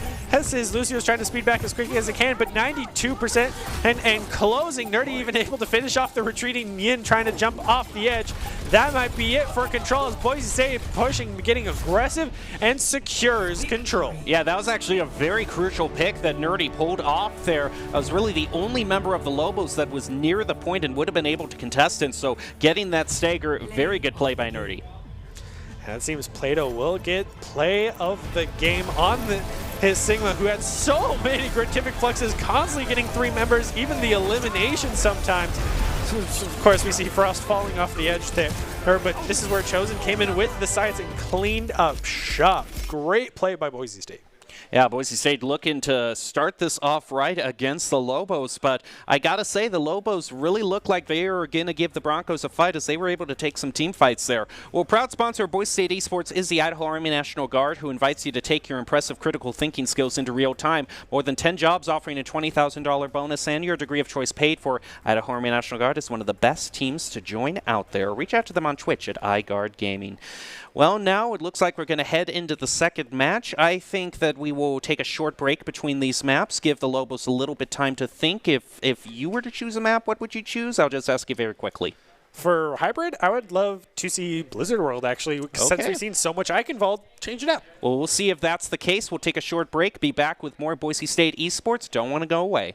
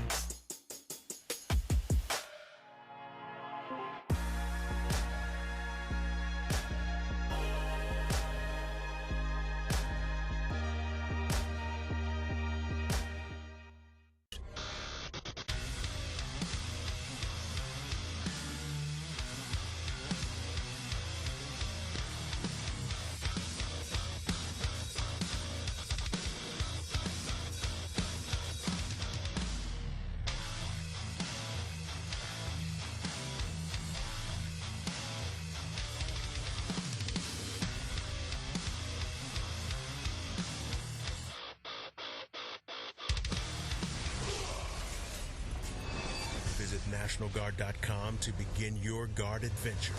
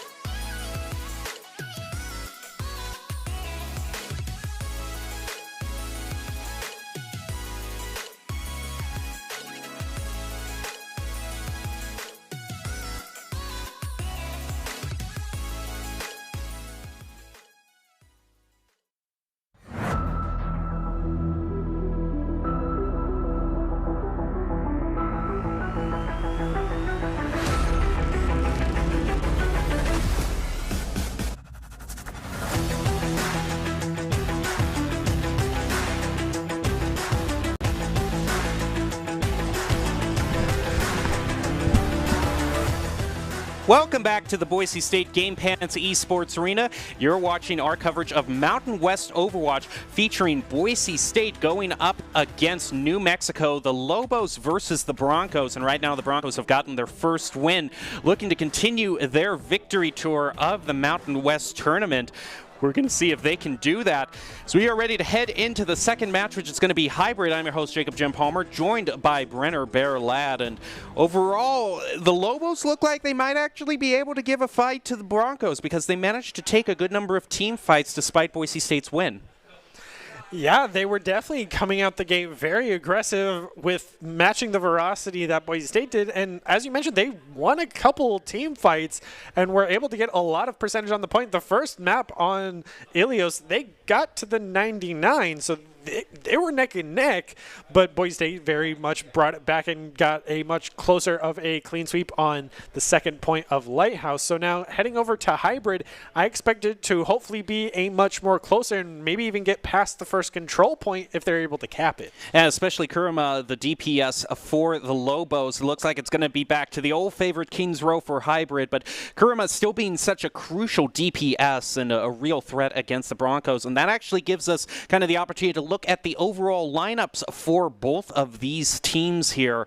So we can see the lineups are going to be brought to us by Count. Count Identity Trust Global Network delivers real-time fraud prevention, account protection, and enables personalized customer experiences for more than 9,000 leading brands and payment providers. As there we can see there, we were just kind of talking about Kurama being a very key pick for the Lobos, being a DPS that kind of got into a fight with Boise State's own Tracer to see a Tracer v Tracer battle, so that was really fun. And of course, on the Boise State side, we want to give a special shout out to Nerdy Bird as we are kind of focusing on the end of their career. They're going to be finally retiring and moving on to better things, and we wish them all the best of luck in their future careers. So hopefully we can get some great last plays from Nerdy before the end of the month. So we'll be watching out for the rest of this fight.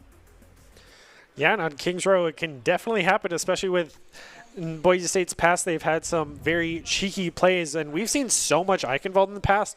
It's both interesting and sad to go back to Kings Row because we know so much about Kings Row, and I was hoping some more variety of Blizzard World. But going back to Kings Row is definitely could go for the Statue of Liberty play if we're just going pure cheese and having the most fun in our lives. But sometimes it can definitely catch teams off guard and can be the winning strike because then you can immediately transition into the pirate ship. So I'm curious who will be attacking first and how New Mexico will answer that, because they definitely had a huge issue with how aggressive Colorado State could be and how long those brawls had gone. So Boise State is able to get a couple picks really early on and just clean sweep those fights. It's going to put New Mexico on their back foot. Well, we'll see. I really don't blame New Mexico for going with this pick. You know, you just kind of go with the map that everyone has played, just kind of the one that everyone just kind of plays normally in scrims. You know that you need to pick up a victory, so you might as well go with what you are most used to playing. Of course, that also means that Boise State is also going to be very used to playing on this map as well. It's going to see interesting what comp the Broncos bring out. Yeah, and I also find it interesting that New Mexico picks this map after winning on Eichenwald against Colorado State. Yeah, that's when interesting. It was Colorado State's map pick, so why not pick a map that you just won on? Especially since it was one of the maps you won on. Unfortunately, in a series that they ultimately lost, though, but you might as well pick one of the maps that you did win on. Yeah, maintain the mindset of, hey, we won this map before, let's do it again. And that's already setting up for a much more positive mindset rather than going into Kings Row after losing against this team and saying, all right, now let's try something brand new that might require an adjustment period. Well, there's definitely something about going up against the Broncos that makes the Lobos think that Kings Row might be the better choice. So we'll see how they do as we get ready for the first attack here. Looks like the Lobos have swapped over to the red side, and well, whatever the Lobos strategy was, it looks to be working so far as they're going to get a key pick onto Chosen, who isn't going to be able to lob those bombs into that choke point now. Gucci is also going to fall as well. Boise State just kind of getting pulled over right now. I guess the Lobos knew something we didn't in choosing Kings Row because they are already on the point with their first tick. Now some eliminations being traded back and forth between Kurama and Nerdy. Nerdy still trying to maintain a place on the point. Chosen trying to flank them from behind, but is in an awkward spot and is going to be chased down here. It is run away from the monkey. Yeah, so actually impressively clean fight from New Mexico, getting the first point in the first team fight. Got two very early picks, both onto Gob and Chosen, who were pushed up way past their tanks, definitely being a little cheeky there. So now New Mexico, with Kurama also getting a huge, what was it, triple? That was just definitely set the tone for their team, continue to push it. You can see why they picked this map. They're doing very well on it. Of course, I just have to wonder what Chosen is going to be up to, since he's in such an awkward spot right now. Is going to be spotted out and have the Orb of Discord thrown on him. As Frost is able to take out Bright. That is a good start for the Broncos, and they're going to continue to move up here. Oh, and look at that. It looks like Kurama is just going to go right into Boise State and use this Genji Blade. It's actually going to be boosted, the Nano Blade, to take out Nerdy. But Valkyrie and C6 are also taken out as Plato uses his Gravitic Flux. So the Nano Blade not really getting the mileage that New Mexico was looking for. Yeah, that was a huge brawl, but Boise State, with 3 remaining members, is able to maintain it right as the car turned around that corner. So this is a great spot for them to hold. So we can see both members of Frost and Asu pushing up top, trying to contend this Kurama, who has been dominating the high ground with a Genji, but now opening up with the Amplification Matrix. A lot of damage is going to be pushed through onto the Lobos, but right now, none of them are falling. They're just kind of using that payload to try to use it kind of as a de facto shield to keep their health bars up. Kurama and Yin, though, taking a bit of damage, going down to about half health, but the Yin is going to be able to take out Chosen. Bob is going to be brought out by Frost. But Brighthammer, in response to that, is going to be using oh, look at that shatter and that follow-up, that charge from Nerdy. But is it going to be able to pick up anybody? Nerdy's taking a lot of damage in response, does get healed up, but the Primal Rage is going to be used by Valkyrie in response to get New Mexico a bit more. And now as the rally comes online, Asu is going to use it, but Brighthammer is able to power through that and take out Asu. Valkyrie eliminated by Gucci, and Frost picking up Yin. Boise State might have been able to find out, but of course, Kurama, the Constipate, is going to be taken out by Nerdy, and that is such a huge pick and hold for the Broncos. Yeah, he was low after that 1v1 with Chosen that he did end up winning, but did not have any supports to back him up as Boise State just continued to push their team further back. If you look at the ult economy, New Mexico has a huge advantage, being at 3-2 now, just charging up that Amplification Matrix, but the Gratific Flux from Plato can definitely be a huge game changer, and deflecting and getting a little bit of poke damage. Kurama definitely trying to flank there. We'll see if he is able to successfully do it, but right now Boise State without Kurama is just going to kind of slam right into the Lobos, take them all out. And now the New Mexico, despite that flank route that Kurama chose, it didn't really work out, and now the Broncos holding the point yet again. Yeah, I believe New Mexico only committed the Nano to that fight, so they are still holding on to 3 ults, and now they'll have the Genji Blade up, but no Nano to help. Yeah, it. that's So the unfortunate thing. He's going to be in a rough spot going into this. At least he doesn't have to worry about something like Cole Cassidy Flashbang going into it, but he's now also going to have to deal with Chosen on this Doomfist, who's just going to knock him around, and the Asu to knock him around and stun him, so it'll be a fun time. Yeah, it looks like we might have just a little bit of a connection issue, so we will work that out in due time and see how things turn out. But overall, it really does seem like the warning that we were given to the Broncos about Kurama being the star DPS can really be should really be heeded, especially if that Nano Blade is successful in being pulled off.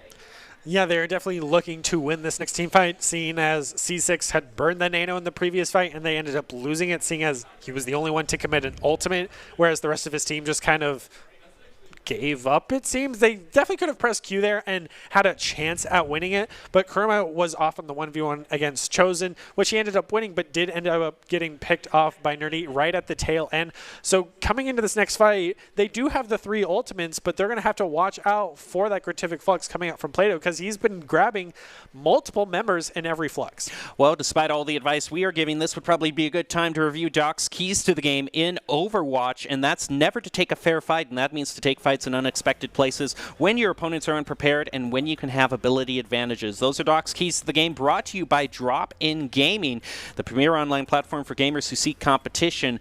Whether you're new to the scene or a seasoned veteran, Drop In Gaming has the right games and competition for you. You can play to win cash and prizes through free and paid entry matches. To find out more information, go over to Drop In Gaming and find out what they have to offer.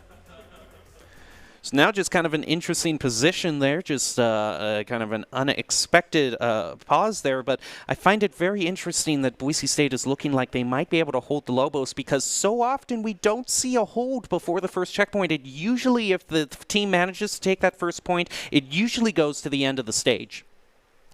Yeah, it's a big perk of that first checkpoint for the car is going around so many of those curves. We see a lot of people hold at that very first archway, but seeing as the attackers have the spawn advantage in that situation, we are seeing more and more teams hold further back at those corners where it's a lot more close quarters. They can take the fights and begin to push up as they're trying to retreat into their spawn, which is what Boise State has been doing, and it's been working. And a lot of the times they also have the high ground advantage, making sure to clear out against, people like Kurama on that Genji, who have really been the only ones to contest the high ground. People like Chosen on the Ash, who've just kind of had free reign uncontested up top. Well, it looks like we are just going to be waiting a little bit longer for the Broncos to get back into that game on Kings Row. Just waiting for any sort of connection issues to be worked out. It is kind of a little bit odd, but we will just have to wait and see how things turn out.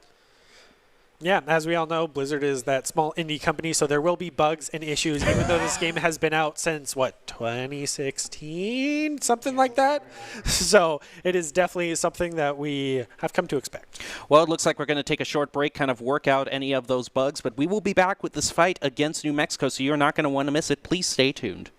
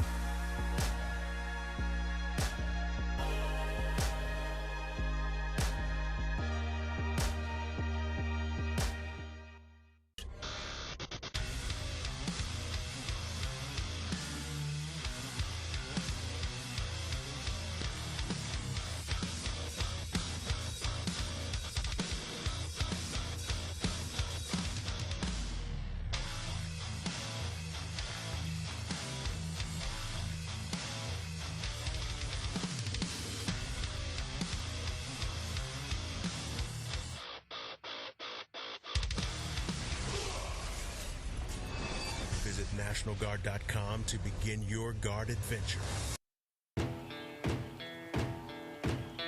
Here are a couple lessons I've learned over the years. Friendships come in all shapes and sizes. And always buckle up. Seatbelts save lives. That's a rule we can all live by.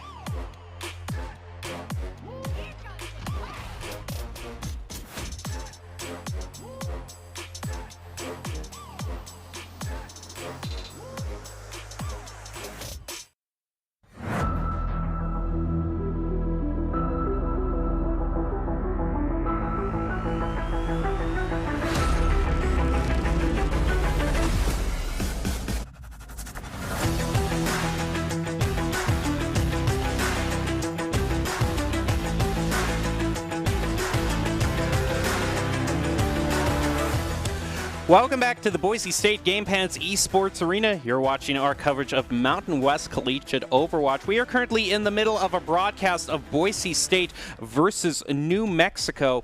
Unfortunately, there was just a little bit of a pressing issue that had to deal with one of the Lobos players, but I have heard that they are fine and kind of will be joining back in, so it is just kind of a short break that we're taking right now while everything gets ironed out. But I'm your host, Jacob Jem Palmer. I am joined by Brenner Bear Ladd to call all of the action for you tonight. And that isn't the only one who we are joined by. We actually have our very own Doc Haskell up on the stage that we're going to talk to during this break here. So apparently with a hot mic as well. So we're just going to work things out there and be ready to talk to Doc when we are. So overall, Brenner, how do you think this match is going so far? Definitely in Boise State's favor, but Lobos can easily bring it back with how much they have shown that they can take the team fights against Boise State and win, but they are definitely losing a lot of members as the team fight goes on, because Boise State, even being down multiple members, can continue the fight and sometimes even win that fight. They get a lot of those cheeky picks that they really shouldn't be getting away with, where we can see that Lobos really needs to tighten up their team play when it comes to it, because they have the individual level. We've seen them win a couple 1v1s and lose a couple, so that's pretty close on that end. So it comes down to the team play, and Boise State has just been able to maintain it without as many members as they should. Well, overall, we are just kind of we have some replays, I believe, that we are going to kind of look at how we got to this point. So let's check out some key moments from the past fight. And we started out on Ilios. Yeah, and I believe this might have even been I don't think it was the play of the game for Plato, but it was an early two-piece for himself on the Sigma, no less, and he charged this Gratific Flux before we even got to 30% on the point, and there were so many ults for Boise State that they were just showing how much they were balling, and this is right at the tail end of the fight when they were just trickling in, and Chosen's making sure that he cuts off all the rotation points and that no one can even touch it. So Boise State definitely having an execution plan, Chosen being able to hold his own right up until he goes up against a Moira, which can definitely win a 1v1 against most characters with her right click being that self-heal. But another big showcase for Plato with a 3-man Gratific Flux, letting Frost get a 2-piece out of it. But following up with the double pulse bomb was such a huge play for Chosen. But both these tracers were absolutely popping off. Yeah, this was, it kind of went to a 1v1 tracer battle here. This was a very crucial pick at the very last moment, as Yin was really the only one who could have kind of dragged things out for New Mexico, but by taking them off, there was no one near the point for the Lobos. So that was enough for Boise State to secure the win in that first fight. And here we kind of take a look at what was happening on Kings Row before we had to duck out of the action. Yeah, and once again, cutting over into Plato, who just used that Gratific Flux to set up so many eliminations for his teammates, quickly followed by Nerdy charging in right behind him to keep that aggression forward and take a lot of space, which allowed them to just get away with so many of those wins and aggressive plays, and charging their ults that much faster. Charging down the remaining enemies who are retreating allows you to build that much more ult percentage, which is what Boise State has capitalized on again and again. So we are currently in the middle of that Kings Row fight, Boise State versus the Lobos in Mountain West Collegiate Overwatch. Of course, Boise State has had quite a history for the Mountain West, getting to the finals basically all 3 years that they have competed, and currently are the defending champions right now. So a lot to fight for, and we were talking a little bit earlier, Bear, about the fact that New Mexico, along with Colorado State, is kind of one of those sleeper teams. You never quite know what to expect from them, because even though Boise State has matched UNLV time and time again in Mountain West Overwatch, these two teams are pretty fierce fighters in their own right.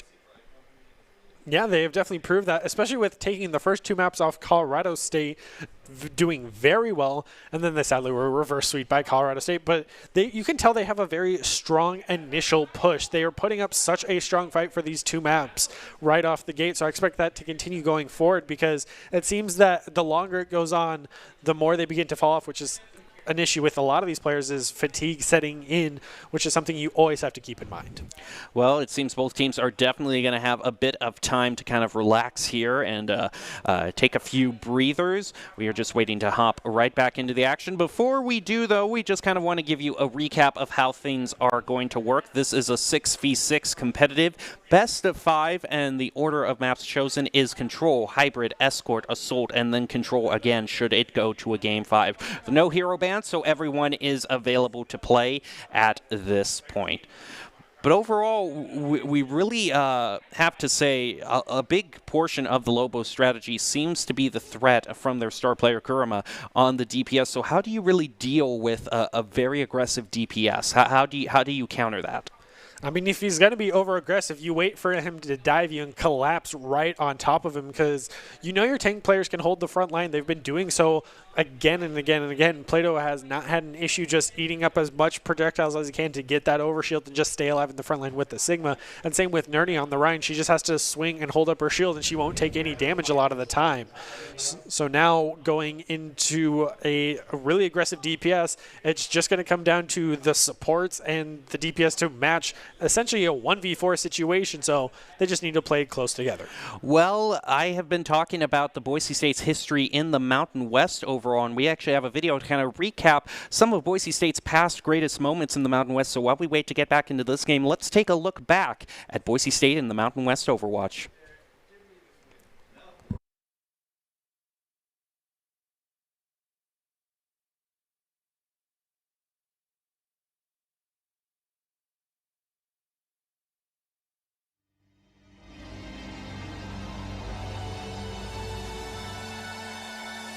Jedi, there goes a huge shatter onto Fresno now. Can the follow-up get them down there?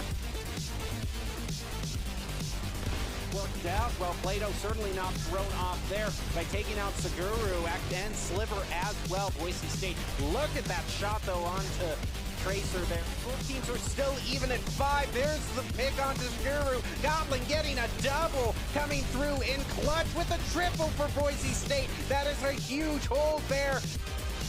Now here comes Boise State trying to even it back up. Oh, look at that double diva bomb.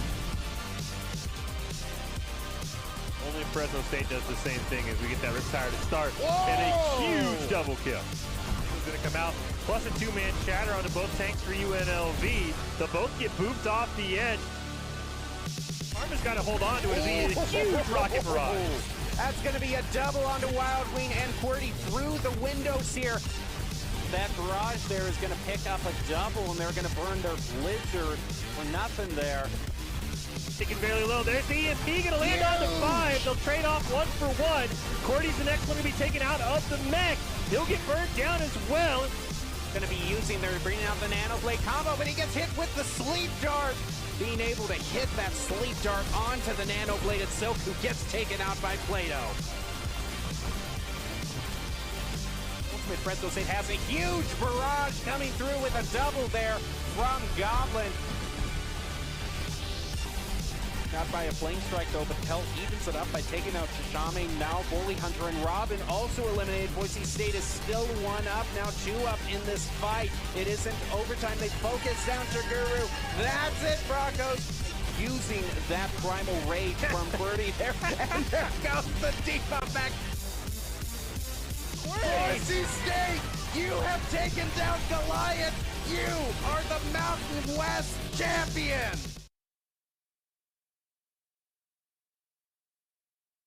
Well, got Boise State the championship last time.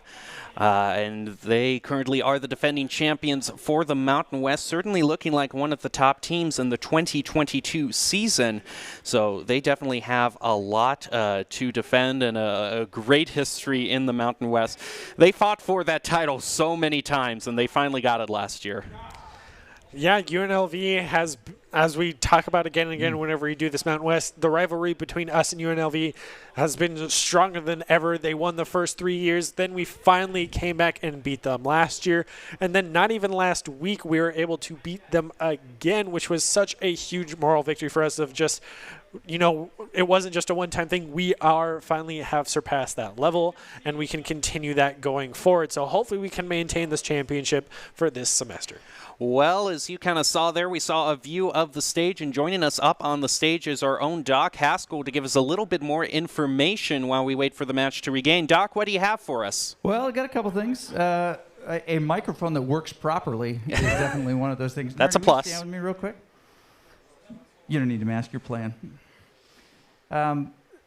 So help us understand what's going on their end. What's going on with the other team? Well, unfortunately, when you live in the dorms, sometimes things go wrong, and in this case, there was a gas leak, so 2 of the players had to do an emergency evacuation and are now heading towards their esports arena so they can rejoin the game. Yeah. So do we have a sense of how common this is on the UNM campus? What this is? How common? Pretty common. From what I just heard, they have a lot of dorm incidences occurring lately. Gotcha. Okay, so of their players making a move to a new location, who's going to be winded when they come back? I would guess Valkyrie. So it's just Valkyrie that's running? No, there's 2 of them that's running, but I think Valkyrie's going to be the one that's going to get the harder hit. Yeah, okay. So a couple questions for you. This group up here is playing some different roles tonight. If you're passing out grades, how's Frost doing? Frost is doing great. Frost always does a fantastic job no matter what role he's playing. So is it B+, solid B+? Definitely an A. Oh, all right. Okay, very good. What about Chosen, the DPS player? Chosen's getting a B+. I'm pretty sure Chosen has had gold elims, gold damage a couple times. Yeah, but I prefer him on my support because then I would not die. Okay, so Chosen, I'm just going to ask you, what's your safest, most survivable hero right now, DPS? Whichever one doesn't have like a movement ability, because. Whichever one doesn't have a movement ability, or does? So like, if I'm given a chance to like int, I'll do it. So that's why I'm good at Zen. It's because it doesn't give me that chance. You're right. Okay, so Doomfist is out, Genji is out. Who else is out as far as inting? Maybe you just need to play Mei the rest of the night. Well, I'm on the Doom now because I can just sort of like int and trade. That's the best part about Doom. So I'm playing like Gob. Ah, that's true. That's true. Int and trade. Create the trade. Very nice. Yeah. A DPS for support. Good call.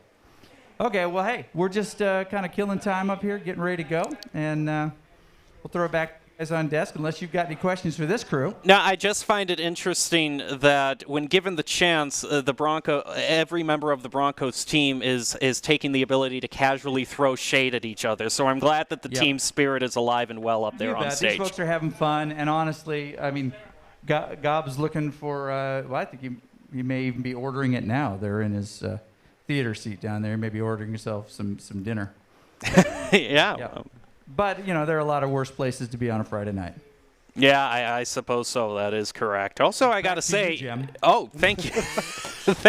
Thank you, Doc. So ultimately, yeah, just one of those things, unfortunately, sometimes campus life can get in the way. And in this particular circumstance, it just looks like we are just waiting to see how fast the Lobos can walk over to another safer building with hopefully better utility hookups than the ones they were playing in. So overall, though, we are glad that the other team is safe, that everything is going well.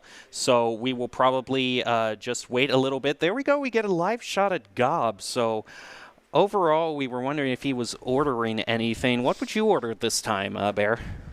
I mean, if you want something quick and easy, you just go across the street over to the Panda or Chipotle there. So probably one of those two.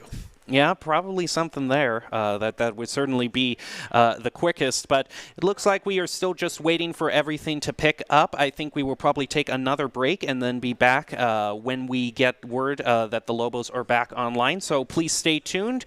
We will come back with more Boise State Mountain West Overwatch after this.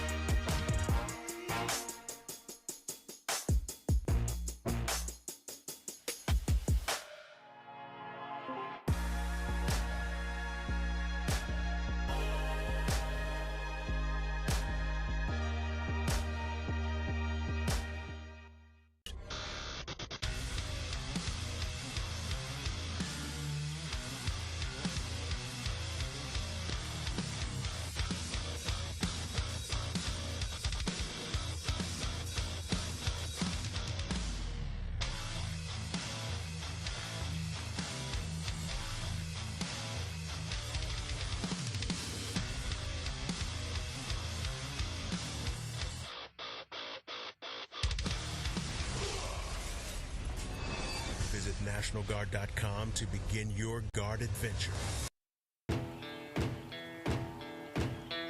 Here are a couple lessons I've learned over the years. Friendships come in all shapes and sizes. And always buckle up. Seatbelts save lives. That's a rule we can all live by.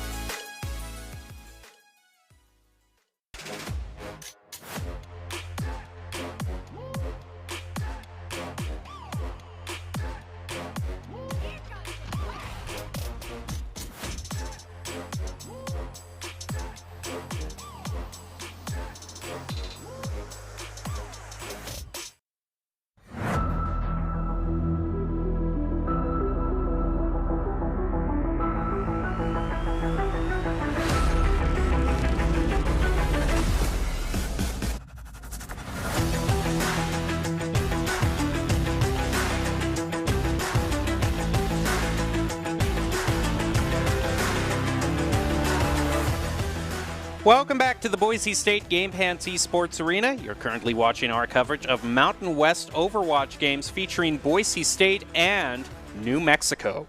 Boise State currently has a 1-0 lead over New Mexico as they were fighting in hybrid Kings Row when we got an unexpected pause. Unfortunately, it seems there was a little bit of a safety issue with some of the New Mexico players. There was a gas leak in one of their dorm buildings. So they are currently repositioning themselves, and we will be ready to jump back into the game when they are ready. Thankfully, it seems everyone is safe, though, so it's just a matter of just finding some good computers at work and getting ready to get back into the action. Hopefully, all the computers in their arena are updated on Overwatch, because that would just be salt in the wound having to download an update at this time. Yeah, definitely. And at this point, it might also just be the case of might just have to finish out Kings Row being down a member or two. So it sounds like that might just be the case of they're going to have to finish out 5v6. It sounds like they're already just going to be playing Overwatch 2 ahead of time. Yeah, I guess we can just see what the 5v5 meta would look like at this point. So here we go. Yeah, it looks like they're just going to finish it out. We're going to start off with Nerdy Bird opening with a shatter onto Kurama. Chosen also taking out C6. So at this point, all the New Mexico really has to focus on is just getting to that next checkpoint. Yeah, so it looks like we did end up losing Yin being down the DPS player. So we're sticking to the double tank meta for 5v5, it seems, as Gucci is able to take down that retreating Zarya or fresh out of spawn. Either way, now you definitely don't want to go into a fight being 4v6. So you know New Mexico is just going to be playing extra safe. And I find it interesting that they're still going with a Winston being down a member. You can't really go for that dive execute play, not having that extra DPS to follow it up. But Valkyrie is going to start things off right for the Lobos, but it's answered back by Asu Frost, also taking out C6. The Boise State goes back up to the advantage, but Bright's managing to take away Gob from Boise State. Nerdy and Chosen picking up picks for themselves, and also Chosen getting a stagger onto New Mexico. Unfortunately, it looks like they're going to run into a bit of problem trying to keep the payload going. Yeah, Chosen's just going to have a fun day in the backline as Asu ends up getting slept and naded down with the help of that Cole Cassidy, but he was the only support to be seen. So now it seems Gucci might be going for that Battle Mercy that we all love to see. So both these supports are just going out for the damage as, sadly, the favorite member of the team, Bob, does fall. Looking nerdy here. Looks like they're just waiting for a sneaky shatter. Is going to be able to pick up Kurama, so managed to just kind of solo shatter one of them. Also going to be swinging right into Valkyrie. New Mexico is going to find so much damage pushed back onto them, one after the other. That's basically every member taken out. That looks like it's going to end New Mexico's push. Yeah, so the rally's going to come out from Asu just to make sure that Boise State can maintain this such aggressive push, but New Mexico's going to answer with the Nano, so they have a chance, right? I don't think so right now. Perfect timing. It's like they're actually going to run in. Nerdy is going to end that with a charge and just fall on their backs there. But overall, we can take kind of a look here at what led up to this. And unfortunately for New Mexico, just having to play down one member, it's just sometimes just in these tournaments, though, you can't wait for too long because you don't want to bring a DQ into the situation. So it's just better to just kind of play while you wait for your other teammate to get back online. Yeah, I would definitely love to see, if it would be allowed, a substitute for New Mexico, because that could definitely add to help them continue forward until they can have their full roster back in shape. But deal with the hand you got, and if you got 6 players, you play 6 players. So seems that they're just going to continue with this 5v6. I'll be very curious if they'll be able to hold, even with Boise State playing on their off I don't know. roles. That's a big ask. They could do it. I mean, Statue of Liberty. Do it. I mean, maybe, yeah. It's a possibility. Or if we want to go for maximum shenanigans, we could just mirror swap them and just go for 1v1s all game. That would be fun. I would love to see that. Because we've seen the Brig 1v1. We saw early on Elios the Mercy v Tracer 1v1 and then the Tracer v Tracer 1v1. So that could definitely highlight some of these players' individual level skills. Well, here we go. Boise State ready to push on to the first point. Chosen looks like they have swapped over to this Widowmaker. Have to remember, Chosen only got a B from Nerdy in terms of overall performance, so might try to make that up with a couple picks. It looks like Frost, though, is doing a great job picking off right. Valkyrie is also going to fall to Asu. C6 is the only elimination that the Lobos can show for themselves. Boise State just in the first engagement, picking up the point pretty easy. Yeah, Boise State playing an all DPS roster. Asu getting a double on that Moira, making sure to only throw out damage balls and hold that right click. On top of Gucci being on that Lucio, making sure to int as hard as possible, using only speed right into the enemy team, and Chosen even engaging, not even sniping, just holding the left click. Well, there goes Asu with a pick onto Kurama. Frost is also going to take out Brighthammer. Doing a double there, taking out Valkyrie as well. It seems like they're Lucio. Boise State, Gucci is just going to hop off that payload for the time being. Just call us C9. Yeah. I mean, in a 6v5 situation, you know exactly why they're doing this, because at this point, we're here to have fun. Because being down a member is just such a crummy situation, especially in a best of 5 where this is the second map. You know, this is kind of just a given away map and could secure Boise with the 3-0, so it's definitely time to just have fun and lighten the mood. Well, any mood lightning is going to be ruined by that Gravitic Flux for the Lobos, which goes into an elimination for their Rhine. Also, the Coalescence is going to push a whole lot of damage onto the Lobos. It's going to be a team wipe for Boise State. Yeah, Frost even almost falling off the edge. Thankfully, he had the E available to knock himself up to prevent that. But Boise State throwing all 4 of the ultimates that they had as soon as they had them. All 5 even. Make that a 2-piece. There you go. A 3. This is the Widow we want to see from these skill level players. That's Chosen saying, okay, do I get an A now? Am I still B ranked here, or can I finally be ranked? Do you approve, Mom? You see me now? Oh, Lord. The self-sacrifice. I like it. I like the play. Chosen's still doing work on this Widow here, getting another pick onto Kurama. Frost also taking out a Brighthammer, and amidst all that fighting, Boise State is going to drive into their parking spot and end this round. Another win for the Broncos. Unfortunately, the Lobos, just due to circumstances, couldn't play with a full team, but hopefully by the time the next round starts, they will be all ready to go. And it's going to be Chosen instead. It has to be that and you triple. you hear a scream of despair from the stage from Nerdy, who so callously ranked Chosen as just a B. Well, is this B grade right now, Nerdy? Because that's a great play by Chosen. And from the support player, no less, you know they're the best DPS. Battle Mercy. Let's see it. I love Battle Mercy. Well, As that a might just previous something. Mercy main, Battle Mercy. Yeah, I mean, hey, that'd be something fun to bring out if New Mexico still can't get up to a full 6-person team, then just throw something in there to make it a little bit more interesting. But now looks like we are going to be ready, giving time for the Lobos to choose their next stage. Before we hand it off to a break between these stage choices, what would you choose for Escort? Probably something that's absolutely ludicrous and we never see it else. So probably Dorado, right?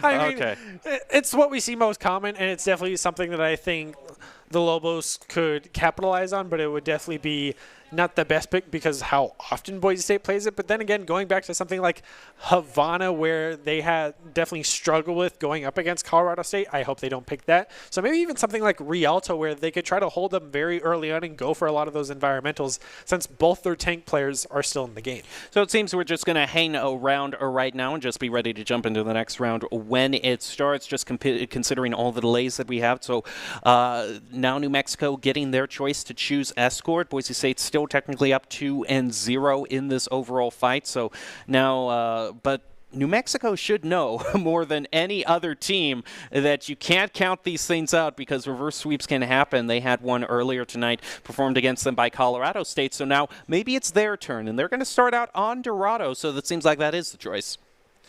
Yeah, so hopefully they will have that 6-man roster to have a fighting chance at Dorado. So we will have to wait and see if they can pull it off, because they definitely can. We've seen them constantly run the aerial combo with the Mercy, the Echo, or the Farah, so hopefully we can see that repeat. Yeah, we'll just have to see how New Mexico does on Dorado. That is indeed the choice for them. And are there any hero picks that you think could be brought out onto this stage that would really play into New Mexico's strengths?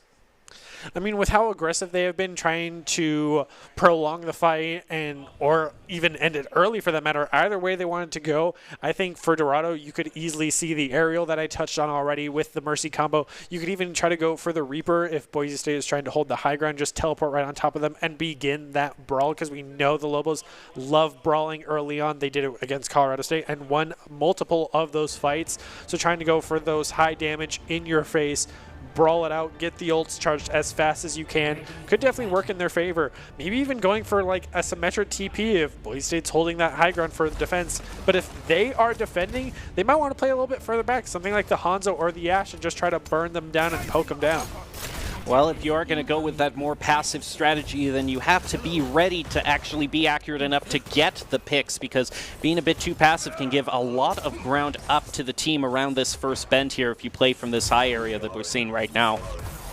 They're also going to have to try to match the triple kill Chosen just got on King's Row. So if they're running a sniper, or even a Widow for that matter, there's a pretty high bar set, so you're going to have to pull your weight, and probably then some. Well, if the silhouettes are anything to judge, I do believe I see a full 6-person roster again, so it does look like the Lobos are back online and ready to fight. And here we go, Dorado, they're going to have to mount a reverse sweep. Is this the start of that? Yeah, we do see the Pharmacy online for them as well, but they're also sticking with C6 now in the Cole Cassidy, who's previously a support. Now Boise State is just trying to keep this defense going right here. See, Nerdy is going to be brought onto this Wrecking Ball. We'll see how that works out as Griffith is going to dive in up onto the upper levels, taking a lot of damage. Going to go down to about half health as Asu is also taken out, as well as Frost, and looks like Nerdy can't get away in the Wrecking Ball. Yeah, Boise State just taken apart there, so now New Mexico might be able to even get the first checkpoint, having 4 members on the cart. Guys, the max is out at 3. It's okay. Make sure to go back down to 1 very quick as soon as the fight starts. Well, it seems like the strategy of fighting as a team has certainly worked out for them, as they're going to have 5 minutes, just a huge amount of time for them. They took that first checkpoint in record time, and they are already well ahead of Boise State in terms of ultimate charge and resources. Yeah, I mean, trying to maintain this high ground control, the Diva 1v1 coming on. So at least these teams are respecting the 1v1, but make sure to Plato come flying in and knock them down. It's going to be all eyes on Nerdy to try to deal with this Far Mercy combo. We're going to see if they can do it right now, as it looks like everything is started out by Plato on this Wrecking Ball, and Chosen and Frost are also going to pick up two eliminations for themselves. Spritehammer and C6 are taken out of the equation, but right now the Lobos still trying to fight back by taking out Frost, and there goes a huge barrage up from Kurama, but it's going to be the Battle Mercy play by Nerdy. You wanted to see the Battle Mercy there, and there you go. Oh, excuse me, the Baby D. You know what? It's just as impressive. It's just as impressive, okay?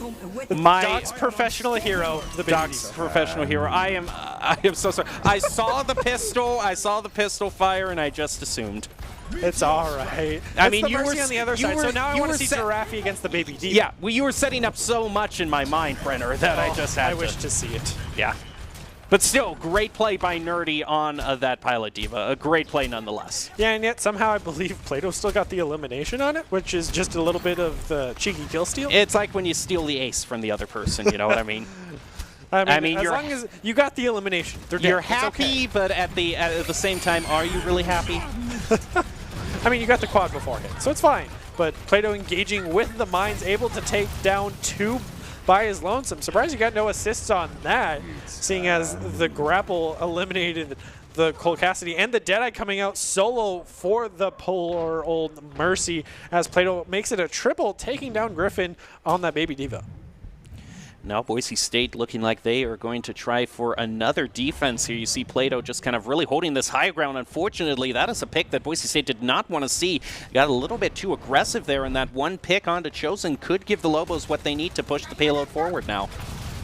Yeah, definitely playing very far apart and definitely possibly even cheeky. The Nano gonna come out right onto the top and get the Diva Bomb onto a Mercy, swinging the fight in their favor. Now they're going to answer it with their own Diva Bomb, not getting an elimination, sadly, but instead, then Kuruma will eliminate Frost, quickly followed by Nerdy, taking down Valkyrie with the help of the Nano as Plato gets a 2-piece onto Bright Hammer and C6, quickly followed by Nerdy, denying the aerial superiority, taking down Kurama, and Chosen with the Dynamite, taking down the Baby Diva. Yeah, Nerdy's doing such a good job right now on this Diva, is really just kind of disrupting the plays here from this Pharmacy before they can really happen, getting up in the air and kind of bullying them down, and also just when they do use the barrage, even if Nerdy is on Pilot Diva, still finding a way to take them out. Yeah, it feels like we're playing Here's the Storm now because we got that Nova skin on Frost on that Widow, which we love to see. So they went full sniper. They have Asu on Liana, they have the Ashe, they have the Widow. So Boise's just playing super far back and just trying to poke them down, get those cheeky picks early on, so New Mexico won't even have a push to follow them up. But a pick like that onto Frost is definitely the momentum New Mexico needs. But Plato makes sure to even it out, taking down Bright Hammer on that main heals. Might just already be the end of the push for New Mexico. Well, it looks like a battle between the Divas is going to go in favor of Nerdy, although Nerdy is taken out of their mech, and it seems like that barrage was just saved for Nerdy, just kind of a revenge there for that Pilot Diva elimination. Plato's still trying to fight here for New Mexico, but Kurama is still piling on the eliminations onto Plato. Chosen is trying to fight against this angry Winston here. Doesn't look like it's going to be enough. Yeah, Bob unable to save. Chosen on that. Ashe will simply just run away from the bog as he is the best member of Overwatch. As Gob gets a 2-piece off the Zenyatta, will end up falling to Valkyrie as the Diva Bomb comes out for Nerdy, able to pick up one onto Bright Hammer, so that is 3 members down. Tanks falling very low, make that 2 remaining. Nerdy getting a triple. Very clean engage. We wanted to see some great plays by Nerdy tonight, and certainly that qualifies. It seems like the Diva, the self-destructs have been on point for Nerdy, always picking up 1 or 2. Not the easiest thing to do with the self-destruct, since normally there are plenty of time for them to get out of the way, but Nerdy is finding a way to place them where they're getting mileage just about every time. Yeah, so now it's going to once again be the Battle of the Skies, but now having the wall hacks online for Boise State, they're definitely going to try to get those cheeky picks with the Sniper squad as Chosen swapped over to Tracer, but now the Nano is going to come out onto the Nerdy on this Diva, so it was going to be the 1v1 between her and Valkyrie on the Winston, but Winston was losing that hard. Just look at his life bar. So now the Valkyrie and the self-destruct is going to come out. It's going to de-mech Nerdy. Frost is able to get the pick onto Valkyrie, though, being solo, and deny the res with help of Gucci, but now Plato brings out the mines to demech the Diva and get a two-piece, make that a quad onto and a team wipe. That is just basically a Plato ace right there with everything that he threw onto New Mexico. That was something that we have been seeing just tonight in general between both Overwatch matches we've seen. That minefield just so great to really zone off the other team and really force them off of the payload in those crucial moments where they have no time left. Yeah, and they only made it the 89.26 meters, so they got close to that second checkpoint. But now they will have to try to prevent this Boise State aggressiveness from just steamrolling over them. But with how quickly they took that first point, I think they'll be able to hold them pretty solidly if they are able to get the momentum in their favor. They just need an early pick or two in order to sway the fight in their favor, because even though Boise State members will always beat down a member in a fight, they're never out. So New Mexico is going to have to play very tight and close together if they want to be able to hold off Boise State push. And at Silhouettes, I'm seeing a Mercy and a Bastion. So I saw some swaps, though, so they might Pirate just ship? be toying with us. Pirate Yeah, ship? it would be interesting to see this play.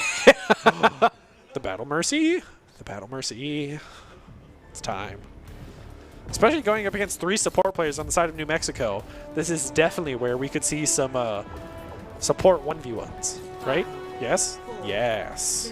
Yes. We'll just have to see. I was so eager to do it last time I mistook the Pilot Diva for the Mercy, but hopefully we actually see some actual Mercy battles right now. As Boise State looks like Nerdy is going to be making space for themselves up on the upper ground, going to be ready to kind of challenge New Mexico's, which position themselves on the high ground, and huge amount of damage being brought onto Valkyrie. They will be taken out by Nerdy. Chosen also doing great work on this Bastion as Gob also picks up Bright. And that is just a very clean engage from Boise State. And Nerdy is also on the hunt for Kurama. They're actually taken out by Asu. But Nerdy is doing a great job of challenging these DPSs down from their high points to where Boise State can pick them off. Yeah, and even the supports are playing DPS as the supports are trying to get that gold elims away from Chosen right now. Frost doing his work as well on the Widow, but it's one member on the car. Boise State's pushed up past the checkpoint trying to contest for the second one. Nerdy's, could we see another great Pilot Diva player? It's just going to kind of mow down that shield. You have to make Doc proud, it's his main.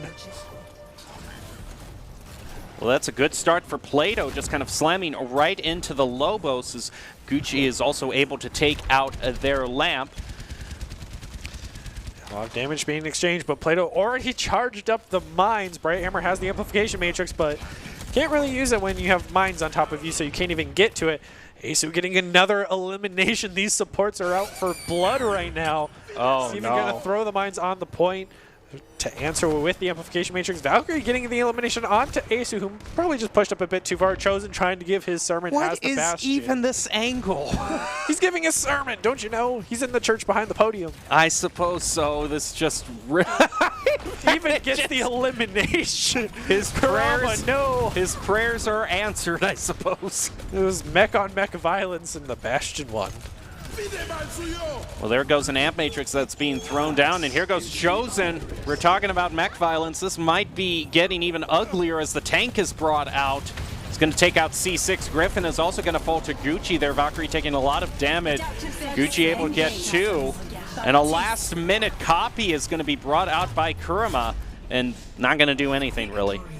He was up on the high ground trying to match the damage coming out from the Asu, who got probably too many eliminations on the Baptiste, but he was trying to match his fell support of the Zenyatta. So play of the game even going over to Kurama with the sharpshooter.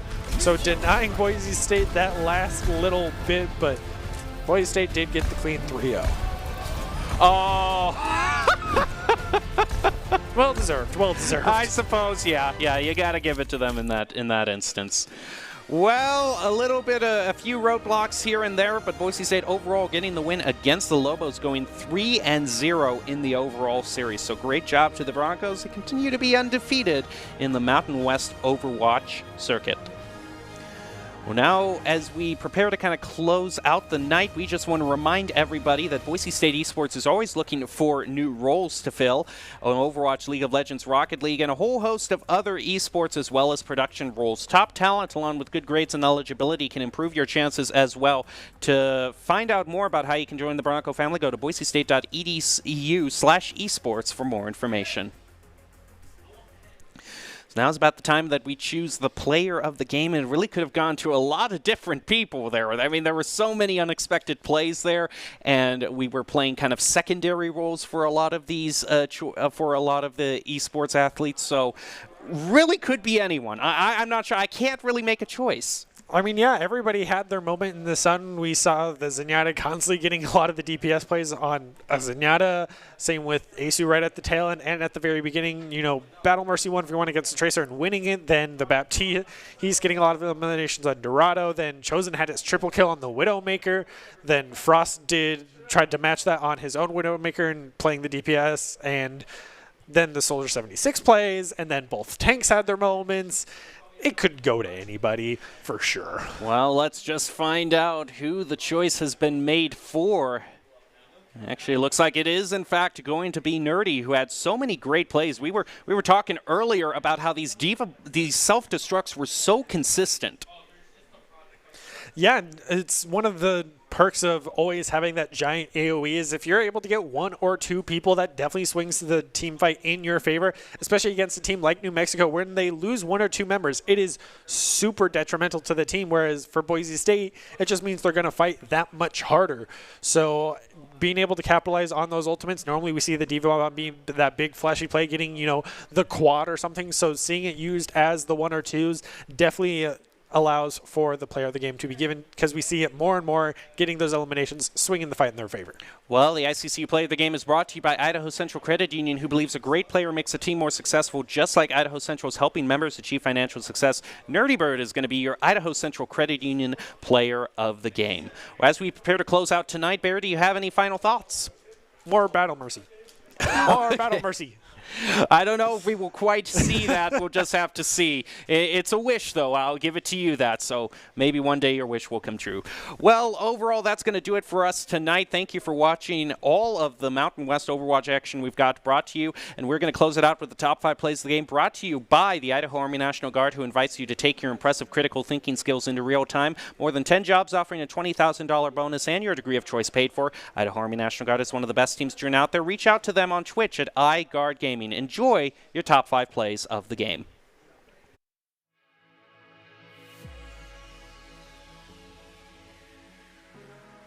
I mean, as long as you got the elimination, you're happy, okay. But at the same time, are you really happy? I mean, you got the quad beforehand, so it's fine. But Plato engaging with the mines, able to take down 2 by his lonesome. Surprised you got no assists on that, seeing as the grapple eliminated the Cole Cassidy, and that he is the best member of Overwatch. As Goff gets a 2-piece on the Zenyatta, will end up falling to Valkyrie as the D.Va Bomb comes out for Nady, able to pick up one onto Brighthammer, so that is 3 members down. Tanks falling very low, make that 2 remaining. Nerdy getting a triple. But instead, Asu will get the res onto Frost, keeping his precious Echo alive. So now the Gratific Flux is going to come out from Plato onto 3 members, leading to Frost getting a 2-piece. Xena was only able to pick up 1, so now Kurama's getting to throw the Pulse Bomb. But Chosen shows him how it's done with a triple Pulse Bomb of his own. Kurama gets a 2-piece from the melee. Using that hard, just look at his life bar. So now the Valkyrie and the Self-Destruct is going to come out. It's going to de-mech Nerdy. Frost is able to get the pick onto Valkyrie, though, being solo, and deny the res with help of Gucci. But now Plato brings out the mines to de-mech the D.Va and get a 2-piece, make that a quad onto, and a team wipe. He had the E available to knock himself up to prevent that, but Boise State throwing all 4 of the ultimates that they had as soon as they had all 5 even, make that a 2-piece. There you go. A 3. This is the Widow we want to see from these skill level players. That's Chosen saying, okay, do I get an A now? Am I still B ranked here, or can